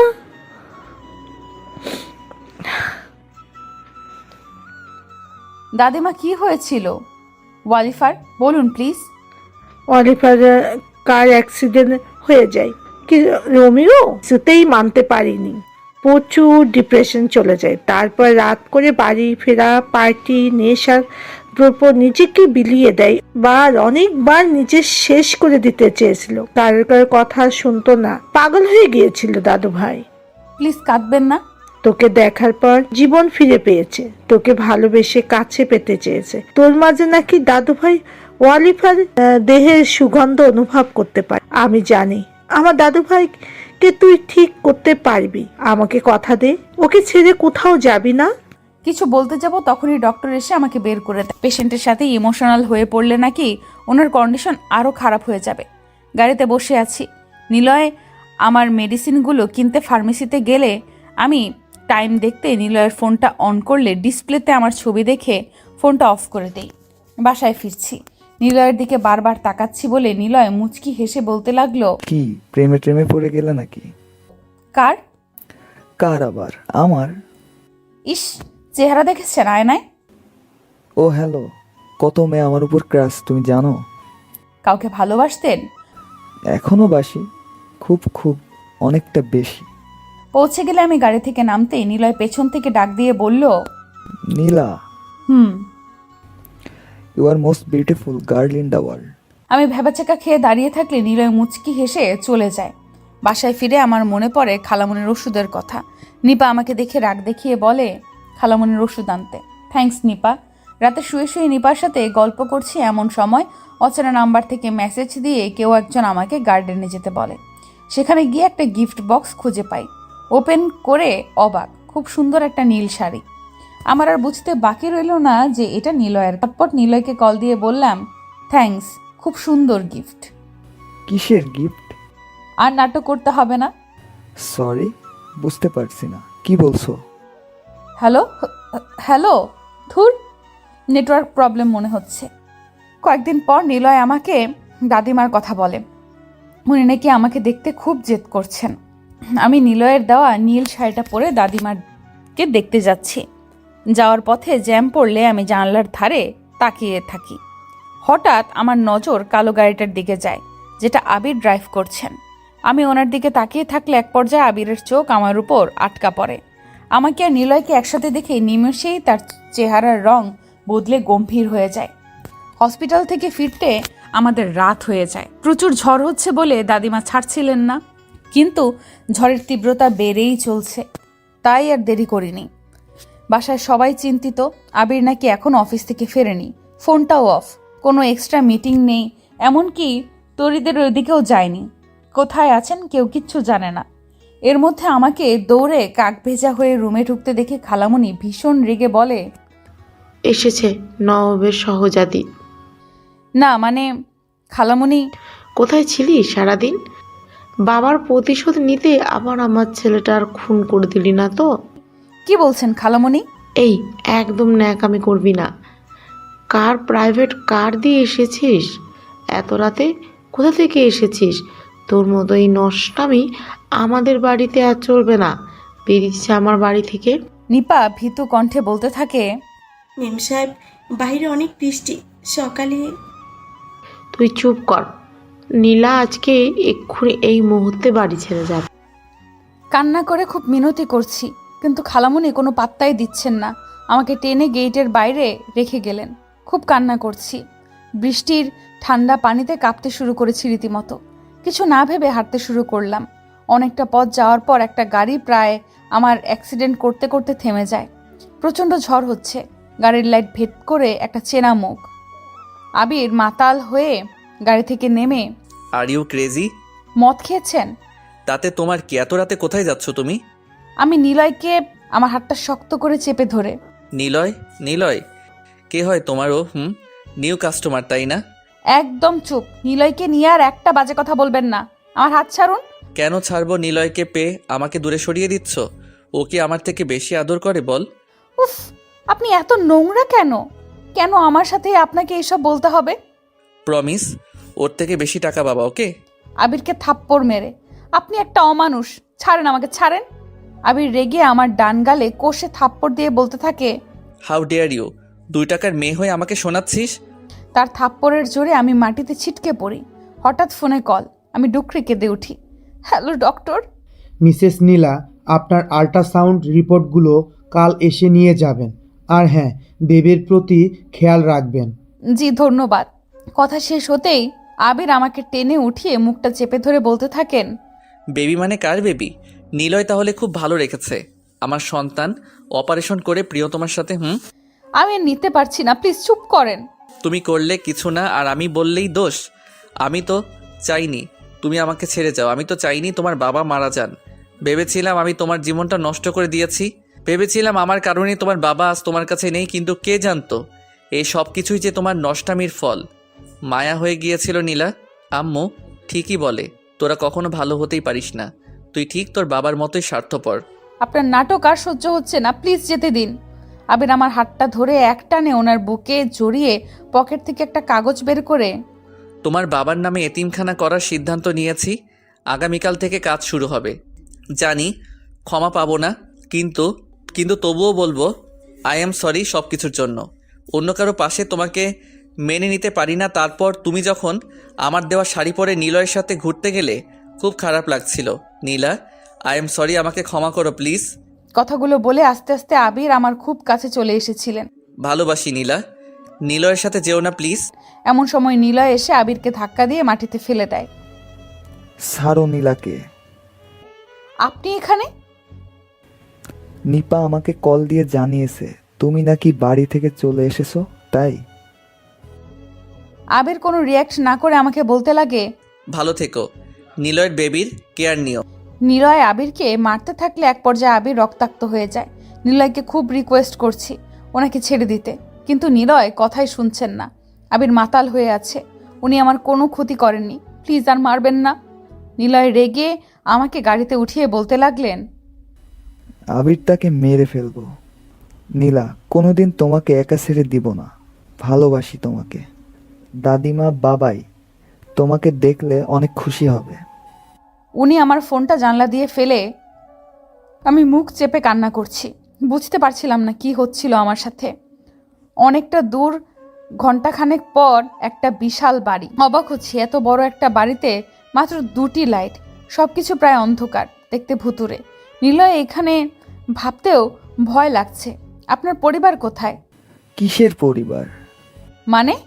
নিলয় সোফায় বসে ড্রিঙ্ক করতে করতে ফোনে কথা বলতে থাকেন। এনেছি, সাথে আছে। না, সপ্তাহখানেক অপেক্ষা করতে হবে। প্রেগনেন্ট, অপারেশন করতে হবে, তারপর ডেলিভারি। আমি হা করে তার কথাগুলো শুনছিলাম। কে উনি? নিলয়ের কথা বলা শেষ হলে আমি চোখের পানি ফেলে তাকে জিজ্ঞেস করি, এসব কি নিলয়? আপনি এভাবে কাকে বলছেন? নিলয় আমাকে শক্ত করে চেপে ধরে, এখনো বুঝতে পারোনি? না, আমার সব গুলিয়ে যাচ্ছে। দাদিমা, আপনার পরিবার, ওরা সবাই কোথায়? এখানে কেউ নেই। তুমি এখন আমার কারাগারে বন্দি, মিস নীলা। কথা মতো চললে কোনো ক্ষতি করব না, আর যদি বাড়াবাড়ি করেছো তাহলে। আমার হাত পা কাঁপছে। তার চোখের ভেতরে এক হিংস্র থাবা আর আচরণ বলে দিচ্ছে আমার সব প্রশ্নের উত্তর। আমি তাকে ধাক্কা দিয়ে দৌড়ে গিয়ে দরজা খুলতে লাগলাম। পেছন থেকে নিলয় আমাকে সরিয়ে গেলে থাপ্পড় দিয়ে বাধা দিতে থাকেন। আমি টেবিলের উপর ছিটকে পড়ি, নাক দিয়ে রক্ত ঝরছে। এক পর্যায়ে তার সাথে হাতাহাতি শুরু করলে নিলয় আমার হাতে একটা ইঞ্জেকশন পুশ করেন, আর আমি সাথে সাথে জ্ঞান হারিয়ে ফেলি। আস্তে আস্তে চোখগুলো খোলা মাত্রই সামনে ঝাপসা কিছু দেখতে পেলাম। জানলার ফোঁটা ভেদ করে আলো এসে চোখে পড়ছে। দিনের আগমন বুঝতে পারলাম। মাথাটা ঝিম ধরে আছে। কোনোভাবে উঠিয়ে দাঁড়িয়ে কালকের কথাগুলো চিন্তা করতে লাগলাম। খুব কান্না পাচ্ছে। ভয়ঙ্কর পরিবেশে সাহায্যের জন্য আর্তনাদ করছি, আর এখান থেকে বেরিয়ে যাওয়ার পথ খুঁজছি, কিন্তু না, কেউ আমার কথাও সাড়া দিল না। কেটে গেল 2টি দিন। নিলয় সন্ধ্যায় এসে আমাকে খুব জোরাজুরি করে একটা করে ইঞ্জেকশন দিয়ে যান। দুপুর পেরিয়ে বিকেল, খুব খিদে পেয়েছে। 2 দিন কিছুই খাইনি। টেবিলে থাকা পচা রুটিটা কামড়ে খেতে লাগলাম। আমার বেবির জন্য অন্তত আমাকে বেঁচে থাকতে হবে। শুয়ে আছি, ভাবলাম ঘরটির তল্লাশি নিলে কেমন হয়। যেই ভাবা সেই কাজ। প্রত্যেকটি রুম খুব ভালো করে চেক করতে লাগলাম। সিঁড়ি বেয়ে সবচেয়ে বড় রুমটায় ঢুকে আমি চিৎকার করে উঠলাম। রুমটার সব জায়গায় রক্ত মেখে আছে। এখানে কোনো মেয়ে থাকতো হয়তো, কিন্তু ঝুলন্ত ছবিটার দিকে তাকিয়ে আমার ধারণা বদলে যায়। কারো বিয়ের পিক মনে হচ্ছে। আমি মুখ চেপে কান্না করতে করতে ভয়ে আলতো পায়ে পিকচারটার কাছে গিয়ে অবাক হয়ে যাই। নিলয়ের একটা মেয়ের ওয়েডিং পিক। রুমটার সব ফার্নিচার খালি ছিল, তাই চলেই যাচ্ছিলাম। আমার ড্রেসিং টেবিলের দিকে নজর যায়। টেবিলটার উপর একটা রক্তমাখা খবরের কাগজ রাখা। পিকচারে সেম মেয়েটা সাংবাদিকের রূপে খবরের কাগজে। আমি নিউজটা বেশ মন দিয়ে পড়তে থাকি। রিপোর্টার ওয়ালিফা, তার আর্টিকেলটা ছিল নারী পাচার ও শিশু পাচার প্রতিবাদে। আমার হাত থেকে খবরের কাগজটা পড়ে যায়। বুঝতে আর বাকি থাকলো না ওয়ালিফা আসলে কে আর তার সাথে কি ঘটেছে। চোখ বেয়ে পানি পড়ছে আমার। এইসব খুঁজতে খুঁজতে কখন যে সন্ধ্যা হয়ে গিয়েছে টেরও পাইনি। নিলয় এসে আমাকে না পেয়ে খুব জোরে জোরে ডাকছেন। নীলা, কোথায় গিয়েছিস? লুকিয়ে থেকে কোনো লাভ নেই। দেখ, আমাকে রাগাবি না। আমি খবরের কাগজটা হাতে নিয়ে কান্না করতে করতে বলতে লাগলাম, ওয়ালিফাকে তুই মেরেছিস না? বিয়ে করেছিলি? আরে তোর বউ ছিল, কেন মারলি বল জানোয়ার, বল। কি করব? আমাকে ফাঁসাতে চেয়েছিল। কতবার বললাম এসব থেকে দূরে থাকো, কিন্তু না, আমার বিরুদ্ধে কথা বলবেই শালি। তাই বেশি কথা বললে তোকেও শেষ করে দিব। কথাটা শোনা মাত্রই আমি দৌড়ে সেখান থেকে পালাতে চাইলে নিলয় কাঠ দিয়ে আমার মাথায় আঘাত করে। আমি মাটিতে লুটিয়ে পড়ি। তারপর সে আমাকে ইঞ্জেকশন দিয়ে ফোনে বলতে থাকেন, কাট, এখান থেকে সরিয়ে দিতে হবে। ওয়ালিফার ব্যাপারটাও জেনে গেছে। ইয়ার, তাড়াতাড়ি ম্যানেজ কর প্লিজ, আমার আর ভালো লাগছে না। চোখ দুটো খুলে নিজেকে হাসপাতালে আবিষ্কার করলাম। মাথায় ব্যান্ডেজ, পায়ে পেশেন্টদের নীল পোশাক, গায়ে পেশেন্টদের নীল পোশাক। আমি উঠে বসে চারদিকটা ভালো করে দেখতে লাগলাম। জানি পালাতে পারবো না। নিলয়ের লোক আমাকে চোখে চোখে রাখছে। খুব চেনা চেনা লাগছে হসপিটালটা। তারপর মনে পড়লো এই হসপিটালেই তো নিলয়ের দাদিমা অ্যাডমিট ছিলেন, 101 নং কেবিনে। দাদিমা নিশ্চয়ই আমাকে সাহায্য করতে পারবেন। সেই আশায় জলদি করে উঠে 101 নং কেবিন খুঁজতে লাগলাম। 101 নং কেবিন পেয়েও গেলাম। দরজা খুলতেই আমি স্তব্ধ হয়ে গেছি। রুমটা সম্পূর্ণ খালি। আমি ঘেমে যাচ্ছি। একজন নার্সকে জিজ্ঞেস করলে সে বলে, আপনি এখানে কেন? এই রুমটায় আমরা কোনো পেশেন্ট রাখি না, চলুন এখান থেকে। কি বলছেন? আমি গত শুক্রবারে এখানে একজন আইসিইউর পেশেন্টের সাথে দেখা করে গেলাম, বৃদ্ধ মহিলা। আপনার মাথা ঠিক আছে তো? আমি কোনো দিন এই রুমে কোনো রুগী দেখিনি, আর শুক্রবারে তো আমাদের ডিউটিই নেই। তাহলে আপনি কিভাবে কি? দেখুন, এখান থেকে চলুন। এখানে না কেউ ছিল আর না কেউ আছে। আমার মাথাটা ঘুরে যাচ্ছে। মেঝেতে বসে কান্না করতে লাগলাম। অনেকক্ষণ পর একটা ছোট্ট ছেলে আমার দিকে তাকিয়ে আছে। তুমি কাঁদতো কেন? আমি কোনো কথা বলছি না। আমি তোমাকে আগেও দেখেছি, তখন তো হ্যাপি ছিলে, এখন কি হলো? আমি চোখের পানি মুছে তাকে জিজ্ঞেস করলাম, কোথায় দেখেছো আমাকে? আচ্ছা বাবু, বলতে পারো এখানে যে দাদিমা ছিলেন উনি কোথায়? তুমি ওদের দেখেছো? আমি বাকরুদ্ধ হয়ে পড়ি। তাহলে সব কিছু মিথ্যে নাটক ছিল? আসলে ওরা কেউই নিলয়ের পরিবারের সদস্য নয়। এতটা বোকা আমি! বিশ্বাস অর্জন করতে নিলয় এমনটা করেছে আমার সাথে। যে করেই হোক না কেন, আমাকে এখান থেকে পালাতেই হবে। কথাগুলো ভেবে আর 1 সেকেন্ডও অপেক্ষা করলাম না। পালানোর পথ খুঁজতে লাগলাম। হঠাৎ কিছু লোক আমার পথ আটকিয়ে দাঁড়ালো। আমি ঘাবড়ে যাই। পেছন থেকে নিলয় বলতে থাকেন, এখনো বুঝতে পারোনি? তুমি আমার হাত থেকে বাঁচতে পারবে না। আমি করুণ দৃষ্টিতে তাকিয়ে ওনাকে ইশারায় মিনতি করলাম আমাকে যেতে দিতে।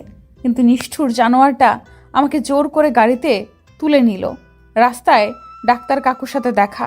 জলদি করে আমার পাশে থাকা দুটো লোক আমার মুখ চেপে ধরে যেন চিৎকার চেঁচামেচি করতে না পারি। এই দাঁড়াও দাঁড়াও, তুমি নিলয় না? নিলয় আমতা আমতা করতে করতে, হ্যাঁ তাড়াতাড়ি বলুন কি বলবেন। তোমার স্ত্রীর রিপোর্টগুলো নিয়ে যেও, ঠিক আছে? ওগুলো আপনি রেখে দিন। কিছু বললে বাবা? না, কিছু না, নিয়ে যাব। তা তোমার স্ত্রীর শরীর ভালো তো? ওষুধগুলো খাচ্ছে তো ঠিকভাবে? হ্যাঁ, একদম।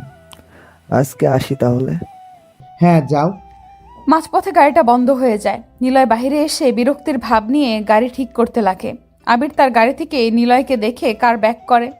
চোখ থেকে চশমাটা খুলে গাড়ি থেকে নেমে নিলয়কে জিজ্ঞেস করে বলেন, নিলয়, এনি প্রবলেম? কোথায় যাচ্ছ? গাড়িটার যে কি হলো। কেমন আছো? নীলা কেমন আছে? খুব ভালো। ইনফ্যাক্ট আমার বউটা তো সেই কখন থেকে কল করে যাচ্ছে। আজ নাকি আমার পছন্দের খাবার রান্না করেছে। বউ, তোমরা বিয়ে করেছো? হ্যাঁ, সরি, দাওয়াত দিতে পারিনি। আসলে হুট করে হয়ে গেল তো, তাই। ও, নেভার মাইন্ড, ভালো থেকো। আমার মুখ বাঁধা থাকায় আমি খুব জোরে চিৎকার করছি, কিন্তু আবির কিছুতেই শুনতে পাচ্ছেন না। হাত দুটো বেঁধে রেখেছে নিলয়। আবির চলেই যাচ্ছিলেন। হঠাৎ আবার পিছমুড়ে বলতে লাগলে, আগামী মাসে তোর সাথে আমার ওয়েডিং, আশা করছি তুমি আর নীলা আসবে।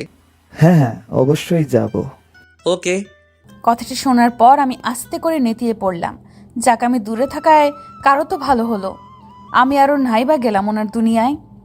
ভুতুরে বাড়িটায় এনে নিলয় আমাকে ইচ্ছে মতো মারতে থাকে। কাল সকালেই নাকি আমাকে এই দেশ থেকে ট্রান্সফার করে দিবেন। রাতের অন্ধকারে রক্তাক্ত শরীর নিয়ে শুয়ে আছি। কাল সব শেষ হয়ে যাবে। ওয়ালিফার চিঠিগুলো পড়তে খুব ইচ্ছে করছে, তাই চলে গেলাম ওই ঘরটায়। হাতে নিলাম কিছু চিঠি আর মনোযোগ দিয়ে পড়তে লাগলাম। রাত 12টা। চিঠি পড়তে পড়তে আমি স্তব্ধ হয়ে গেলাম। চিঠিতে ওয়ালিফা তার কলিগকে এই বাড়ির দ্বিতীয় দরজার কথা বলেছিল, আর তাতে সব ডিরেকশনও দেওয়া আছে। বিশ্বাস করতে পারছি না আমি এখান থেকে মুক্তি পেতে পারি। আর দেরি না করে সেই ডিরেকশন অনুযায়ী হাঁটতে লাগলাম। অনেক ময়লা জমে আছে রাস্তাগুলোতে। হাঁটতে হাঁটতে আমি ফাইনালি মুক্ত হলাম। অন্ধকার চারদিক, কিন্তু ভয় থেকে খুব বেশি খুশি লাগছিল। দৌড় মেরে মেইন রোড থেকে একটা ট্যাক্সি নিয়ে সোজা পুলিশ স্টেশনে চলে যাই। নিলয়ের সব অপকর্মের বিষয়ে তাদের জানিয়ে দিলে ওনারা সাথে সাথে অ্যাকশন নিয়ে আমার কথা মতো নিলয়ের ছেলেপুলেগুলোকে ধরে আনেন এবং খুব তাড়াতাড়ি নিলয়কে অ্যারেস্ট করবেন বলে জানান।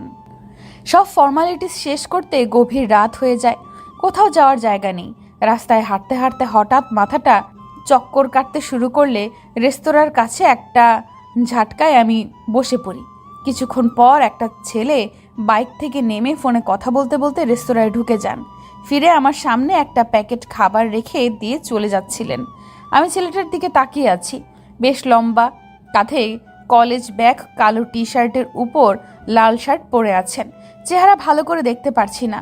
সে আমার অবস্থা দেখে বলতে থাকে, আপনি ঠিক আছেন? আমি কিচ্ছু বলতে পারছি না। ছেলেটা আমাকে সাহায্য করবে বলে হাত বাড়াচ্ছে, ইতস্তত করে আবার হাতটা সরিয়ে নিচ্ছে। তারপর পথের একজন মহিলার সাহায্য নিয়ে আমার মুখে পানির ছিটকে দিতে থাকেন। কিছুটা স্বাভাবিক হলে পরক্ষণেই আমার নিলয়ের কথা মনে পড়ে গেল। আমি তাকে বাধা দিচ্ছি, তখনই আবার জ্ঞান হারাই অজ্ঞান হয়ে যাই। চোখগুলো খুলে ডক্টর কাকুকে দেখতে পাই। ছেলেটা দরজায় দাঁড়িয়ে থেকে আমার দিকে তাকিয়ে আছে। সিয়াম তোমাকে এখানে এনে খুব ভালো করেছে। এখন কেমন আছো? হ্যাঁ, ভালো কাকু। আমি উঠে বসতে চাইলে পাশ থেকে একজন মহিলা এসে আমাকে থামিয়ে দেয়। শুয়ে থাকো মা, তোমার বিশ্রামের প্রয়োজন। ডক্টর কাকু বলেন, সব কথা সকালে হবে, তুমি এখন ঘুমাও। না মানে কাকু, ঘুমোতে বলেছি। না আমি কোনো কথা না। আনতে আমি কিছু খাবো, আমার খিদে পেয়েছে। মহিলা ডক্টর কাকুর দিকে ভেবাচাকা খেয়ে তাকিয়ে আছে। পরিবেশটা খুব সুন্দর, কোনো হইচই নেই। সকালে ডক্টর কাকুর কাছে নিলয়ের সব অপরাধের কথা খুলে বললাম। কিভাবে আমি আবিরের বাড়িতে এসেছি, নিলয়ের সাথে পরিচয়, সব কিছু বলতে গিয়ে অনেকবার থেমে গিয়েছি, চোখের পানি মুছেছি। কাকু বললেন, আবিরের মতো ছেলেদের নাকি পুলিশে দেওয়া উচিত। পাশে থাকা ভদ্র মহিলা শাড়ির আঁচলে চোখ মুছে আমাকে সান্ত্বনা দিতে লাগলেন। আর ওনাদের বাড়িতে এসেছি বলে উনি খুব খুশি হয়েছেন। ডক্টর কাকু বললেন উনি নাকি আমার বাবার ক্লাসমেট ছিলেন। বাবা নাকি খুব ভালো স্টুডেন্ট ছিলেন, সামান্য বদমেজাজি, কিন্তু পরীক্ষার হলে সবাইকে হেল্প করতেন। কাকু বাবার মৃত্যুর কথা শুনে খুব দুঃখ প্রকাশ করেছেন। উনি ভাবতেও পারেননি কোনো দিন আমার সাথে উনি দেখা করতে পারবেন। যেহেতু আমার যাওয়ার কোনো জায়গা নেই, তাই ওনারা সবাই চাচ্ছেন আমি যেন ওনাদের কাছে এই বাড়িতেই থেকে যাই। আমি ইতস্তত করে বললাম, তা কি করে হয়? অযথা আমার জন্য আপনাদের কষ্ট হবে। আমার চলে যাওয়াটাই ভালো। কিন্তু কাকু আমাকে থামিয়ে বললেন, কোনো কিন্তু নয়, এই দুনিয়াটা খুব কঠিন মা। তুমি একা লড়াই করে পেরে উঠতে পারবে না। তোমারও নিশ্চিত ভবিষ্যতের অধিকার আছে। তাই আমি ঠিক করেছি তুমি মিনার সাথে কলেজে যাবে, ব্যাস। ওনার এইভাবে অনুরোধ করলেন, আমি আর ওনাদের মানা করতে পারলাম না। সিয়াম মিনার কাছে এসে ফিসফিস করে বলতে থাকেন, মিনি প্যাকেট, তোর আবার হিংসা হচ্ছে না তো? দেখ দেখ, তোর রাজত্ব কিন্তু বাবা মা অন্য কারোর হাতে তুলে দিচ্ছে। মিনা সিয়ামের কান টেনে বলে, তোকে আমার কথা ভাবতে হবে না, তোর রাজাত্ব গেল, বুঝেছিস? আমি তো একটা বেস্ট ফ্রেন্ড পেয়েছি, তাই না আপু? দৌড়ে এসে আমাকে জড়িয়ে ধরে। এখন আমিও এই বাড়ির একজন মেম্বার। মাথার উপর একটা ছাদ খুঁজে পেয়েছি বটে। মাঝে মাঝে বাবার কবর জিয়ারত করে আসি। সিয়াম আমাকে নিয়ে যায়। ছেলেটা সম্পূর্ণ আলাদা, একদম অন্যরকম। খুব স্টাইলিশ, কিন্তু সময় মতো নামাজ আদায় করেন। মানুষের বিপদে এগিয়ে আসেন। মেয়েদের থেকে সব সময় যথারীতি দূরত্ব বজায় রাখেন। দিন যেতে লাগলো, আমরা অন্য শহরে চলে যাই। সেখানে ডক্টর কাকুর নতুন চেম্বার। পরিবারটা মধ্যবিত্ত হলেও খুব সুখী। আমি হাজার খুশি ওনাদের সাথে আমার দেখা হয়েছে বলে।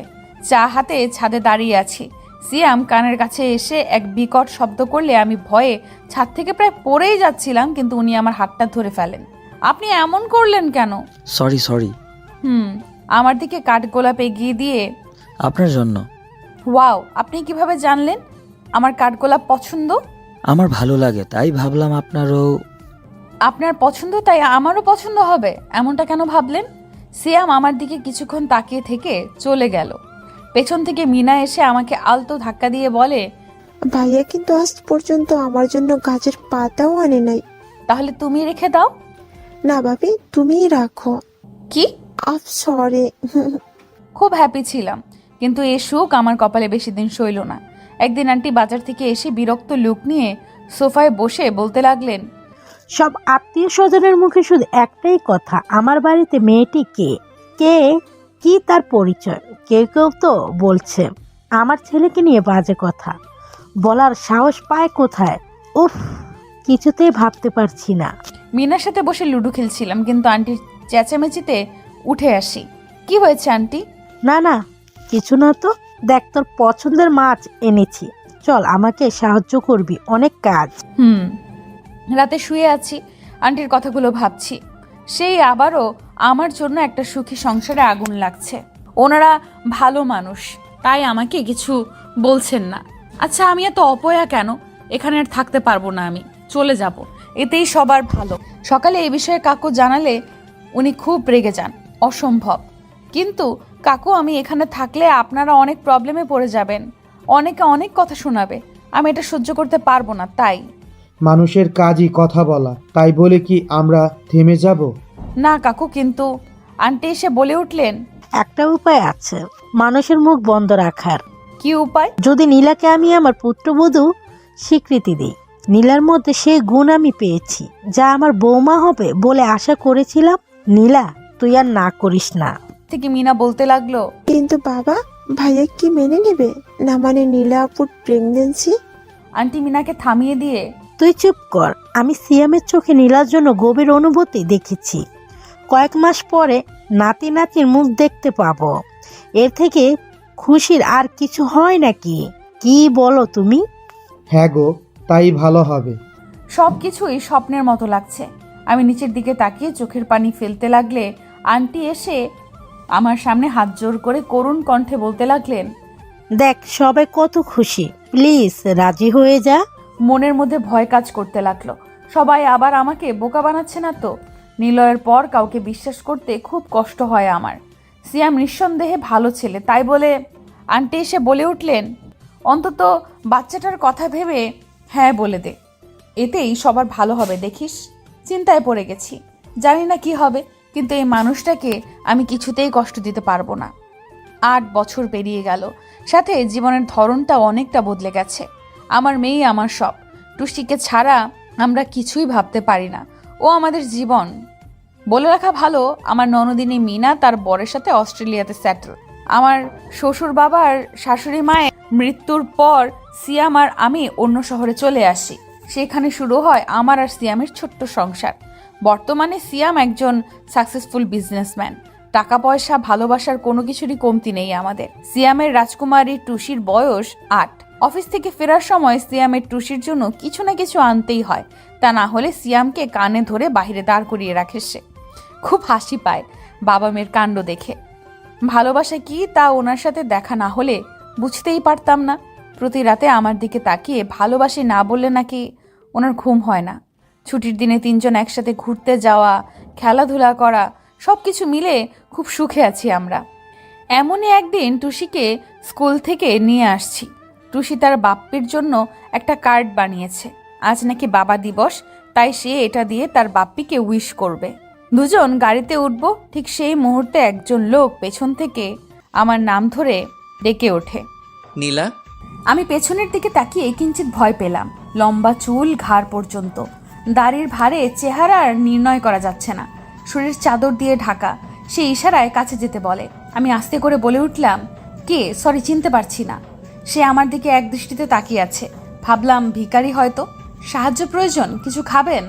আমার সন্তান কোথায়? তুমি অপারেশন করনি তাই না? আমার উপর যেন আকাশটা ভেঙে পড়ল, বুকের ভেতরটা মুচড়ে উঠল। চোখ দুটো খুব চেনা। আমি কাঁপা কাঁপা কণ্ঠে বললাম, আবির। আবির আমার দিকে তাকিয়ে রীতিমতো কাঁদছে। আমি তাড়াতাড়ি করে টুসিকে নিয়ে দৌড়ে চলে এলাম। পেছন থেকে আবির চেঁচিয়ে বারে বারে একটা কথাই বলল, আমার সাথে শুধু একবার কথা বলো প্লিজ, শুধু একবার। গাড়িতে বসে টুসি আমাকে জিজ্ঞেস করতে লাগলো, পাগলটা কি মামুনি? পাগলটাকে দেখে আমার মায়া লাগতেছে মামুনি। ওনার চুল উস্কো খুস্কো কেন? আর আর দাড়িগুলো অনেক বড়। মাথায় হাত বুলিয়ে, কেউ না বাবা। বাসায় এসে কান্না করতে লাগলাম। আমার সাজানো সংসার বুঝি এবার ধ্বংস হয়ে যাবে। খুব ভয় লাগছিল। আবির কি আমার মেয়েকে আমার কাছ থেকে কেড়ে নেবে? উনি সব করতে পারেন। আমি এখন কি করি? রাতে অন্যমনস্ক হয়ে থাকলে সিয়াম আমাকে জিজ্ঞেস করতে থাকেন, আমি কিছু না বলে চুপ করে থাকি। কয়েকদিন পর আবির তখন অফিসে শুয়ে আছে। হঠাৎ সখিনা এসে বলে আমার সাথে নাকি একজন দেখা করতে এসেছে। নিচে এসে দেখি আবির। মেজাজটা খারাপ হয়ে গেল। সোফায় বসে আছেন। আমাকে দেখে উঠে দাঁড়ালেন। আমি দৌড়ে গিয়ে ওনাকে বেরিয়ে যাওয়ার জন্য দরজাটা দেখিয়ে দিলাম। নীলা, আমার সাথে একবার কথা বলো প্লিজ। আমি একবার আমার সন্তানকে দেখবো, আর কিচ্ছু না। আমি আপনাকে চিনি না, বেরিয়ে যান। আমাকে পুলিশ ডাকতে বাধ্য করবেন না। গেটের দারোয়ান এসে আবিরকে বের করে দিল। আমি স্তব্ধ হয়ে পড়েছি। এত বছর পরে কেন ফিরেছেন উনি? কি চান আমার কাছে? বাইরে বের হতে পারছি না ওনার জন্য। যেখানেই দেখা হয় ওনার একটি কথা শোনার অনুরোধ রয়েই যায়। রাতে ঘুমিয়ে আছে, হঠাৎ ফোনে কল আসে। আমি ঘুম ঘুম কণ্ঠে, হ্যালো নীলা। প্লিজ দয়া করে আমাকে আর কল দিবেন না, আমি আপনাকে চিনি না। নীলা, তুমি কি ভয় পাচ্ছ আমি যদি তোমার সন্তানকে কেড়ে নেই? বিশ্বাস করো, আমি এমন কিছুই করবো না, শুধু নয়ন ভরে একবার ওকে দেখবো। প্লিজ আগামীকাল দেখা করো, জাস্ট একবার প্লিজ। আমি কোনো ক্ষতি করব না তোমাদের, প্লিজ একবার। তারপর আর কখনো তোমাকে বিরক্ত করব না, প্রমিস। ঠিক আছে, আগামীকাল দেখা করব, কিন্তু এইটাই লাস্ট, বলে দিলাম। অনেক ধন্যবাদ তোমাকে, অনেক। তুষিকে স্কুল থেকে নিয়ে এসে আবিরের সাথে দেখা করতে গেলাম। উনি আমাদের জন্য অপেক্ষা করছেন। টুসি আইসক্রিম খেতে খেতে চেয়ারে গিয়ে বসে পড়লো। হাতে মেনু কার্ড নিয়ে অর্ডার করে আবিরের দিকে তাকিয়ে দেখে আবির নয়ন ভরা জল নিয়ে টুসির দিকে তাকিয়ে আছেন। চোখ দুটো আম্মুর মতো, ঠোঁটের নিচের তিলটা তোমার, আর ঠোঁট দুটো। আমি বিরক্তির ভাব নিয়ে চোখ পাকিয়ে বলতে লাগলাম, ঠোঁট দুটো আপনার মতো তো আপনার মেয়ে, এটাই বলতে চাচ্ছেন? আমার কাছ থেকে দূরে নিয়ে যাবেন ওকে? আবির আমার কোনো কথাই শুনছে না। টুসির কাছে গিয়ে ওর হাতে অনেকগুলো চকলেট আর পাগলের মতো চুমু খেতে থাকেন। শুধু জন্ম দিলেই পিতা হয় না আবির। আপনি যে দায়িত্ব কর্তব্যগুলো এড়িয়ে গিয়েছিলেন, সিয়াম তা পূরণ করেছেন। ভেবেছেন সব কিছু ভুলে গেছি? না, আপনি আমার বাবার খুনি। তাই আমাদের আর বিরক্ত না করে আপনি আপনার পরিবার নিয়ে সুখে থাকেন। আমাদের তো ছেড়ে দিন, এটাই চাই। আমার তো কেউ নেই, হয়তো কদিন পরে আমিও থাকবো না। কেন? তরি আপু, খালামণি? বিয়ের দিন রাতে তরি অন্য কারোর সাথে পালিয়ে যায়। খুব ভালোবাসতাম তাকে। এই ঘটনার পর থেকে কোনো মেয়েকে আর বিশ্বাস করে উঠতে পারিনি। খালামণি? যখন তুমি একদম হারিয়ে গেলে তখন নিপা আম্মুকে তোমার প্রেগনেন্সির ব্যাপারে জানাই। তোমাকে করা জুলুমগুলোর কথা মনে করে হঠাৎ আম্মুর হার্ট অ্যাটাক হয়, তারপর পরকালে চলে যান। সবসময় বলতো তোমাকে দেখতে চাই, তোমার কাছে ক্ষমা চাইবে বলে, কিন্তু তোমাকে খুঁজে পাইনি। আপনার এই অবস্থা, আর এখানে কিভাবে এলেন? আম্মুর চলে যাওয়ার পর রোবট হয়ে গিয়েছিলাম। দিন রাত কাজে ব্যস্ত থাকতাম, কিন্তু আমার পিঠে ছুরি দিয়ে আমার সেক্রেটারি আমাকে ধোকা দিয়ে কোটি কোটি টাকা আত্মসাৎ করে ফেলে। হিসাব না পাওয়ায় অন্যান্য কোম্পানি শেয়ারিং বন্ধ করে দেয়। ফলে কোম্পানি অচল হয়ে পড়ে, ব্যাংকের লোন পরিশোধ করতে না পারায় এক পর্যায়ে আমি সব কিছু হারিয়ে ফেলি। তারপর ভীষণভাবে ডিপ্রেশনে চলে যাই। আর এখন তো সব কিছুই আমার কর্মের ফল। আমি অন্য শহরে থাকি, খুব কষ্ট করে তোমার ঠিকানাটা জোগাড় করেছি তোমার কাছে একটিবার ক্ষমা চাইবো বলে। জানি কখনো পারবো না, তবু বলবো আমাকে ক্ষমা করো। তুমি ক্ষমা না করলে আল্লাহ আমাকে ক্ষমা করবেন না। ক্ষমা করো। আমি নিস্তব্ধ হয়ে গেছি। মনের অজান্তেই চোখ বেয়ে পানি পড়ছে। আর এখন তো কি বলেন? আমার ভেতর এমন এক রোগ বাসা বেঁধেছে যা থেকে কখনোই মুক্তি পাবো না। ডক্টর মিথ্যা আশা দিচ্ছে, আমি তো জানি আমার আর বেশি দিন নেই। তার কথাগুলো শুনে আমি যেন পাথর হয়ে গেছি। ওয়েটার বিল দিয়ে গেলে আবির এক নজর মানিব্যাগটার দিকে তাকিয়ে আমার কাছ থেকে চোখ লুকাতে শুরু করলো। আমি কিছু না দেখার ভান করে বিলটা পে করে দিই। তারপর ওনাকে 1 লাখ টাকার চেক দিলাম। উনি কিছুতেই নিতে চাচ্ছেন না, খুব জোর করেই দিলাম। উনি মৃদু হেসে চলে যাচ্ছেন। মনের মধ্যে অনেকগুলো কথা কড়া নাড়তে লাগলো। এই সেই ব্যক্তি যে এক সময় আমার পুরো দুনিয়াটা ওলটপালট করে দিয়েছিল, যার জন্য আমার বাবাকে হারিয়েছি। সমাজ আমাকে অন্য নামে ডেকেছে, মানুষ আমার দিকে বদনজরে তাকিয়েছে। উনি চাইলেই আমাকে মেনে নিতে পারতেন, কিন্তু উনি তা করেননি। কিন্তু সৃষ্টিকর্তা একজন আছেন, তিনি সব দেখেন। কাউকে কষ্ট দিয়ে কেউ কোনো দিন সুখী হতে পারে না। আল্লাহ বিচার করেছেন। আমিও বলবো আপনাকে ক্ষমা করেছি আবির। আপনি মুক্ত, আপনি মুক্ত আবির। হঠাৎ সিয়ামের কল। কি করছো? চোখের পানি মুছে। কিছু না, ভালোবাসি। অনেক বেশি ভালোবাসি। সমাপ্ত।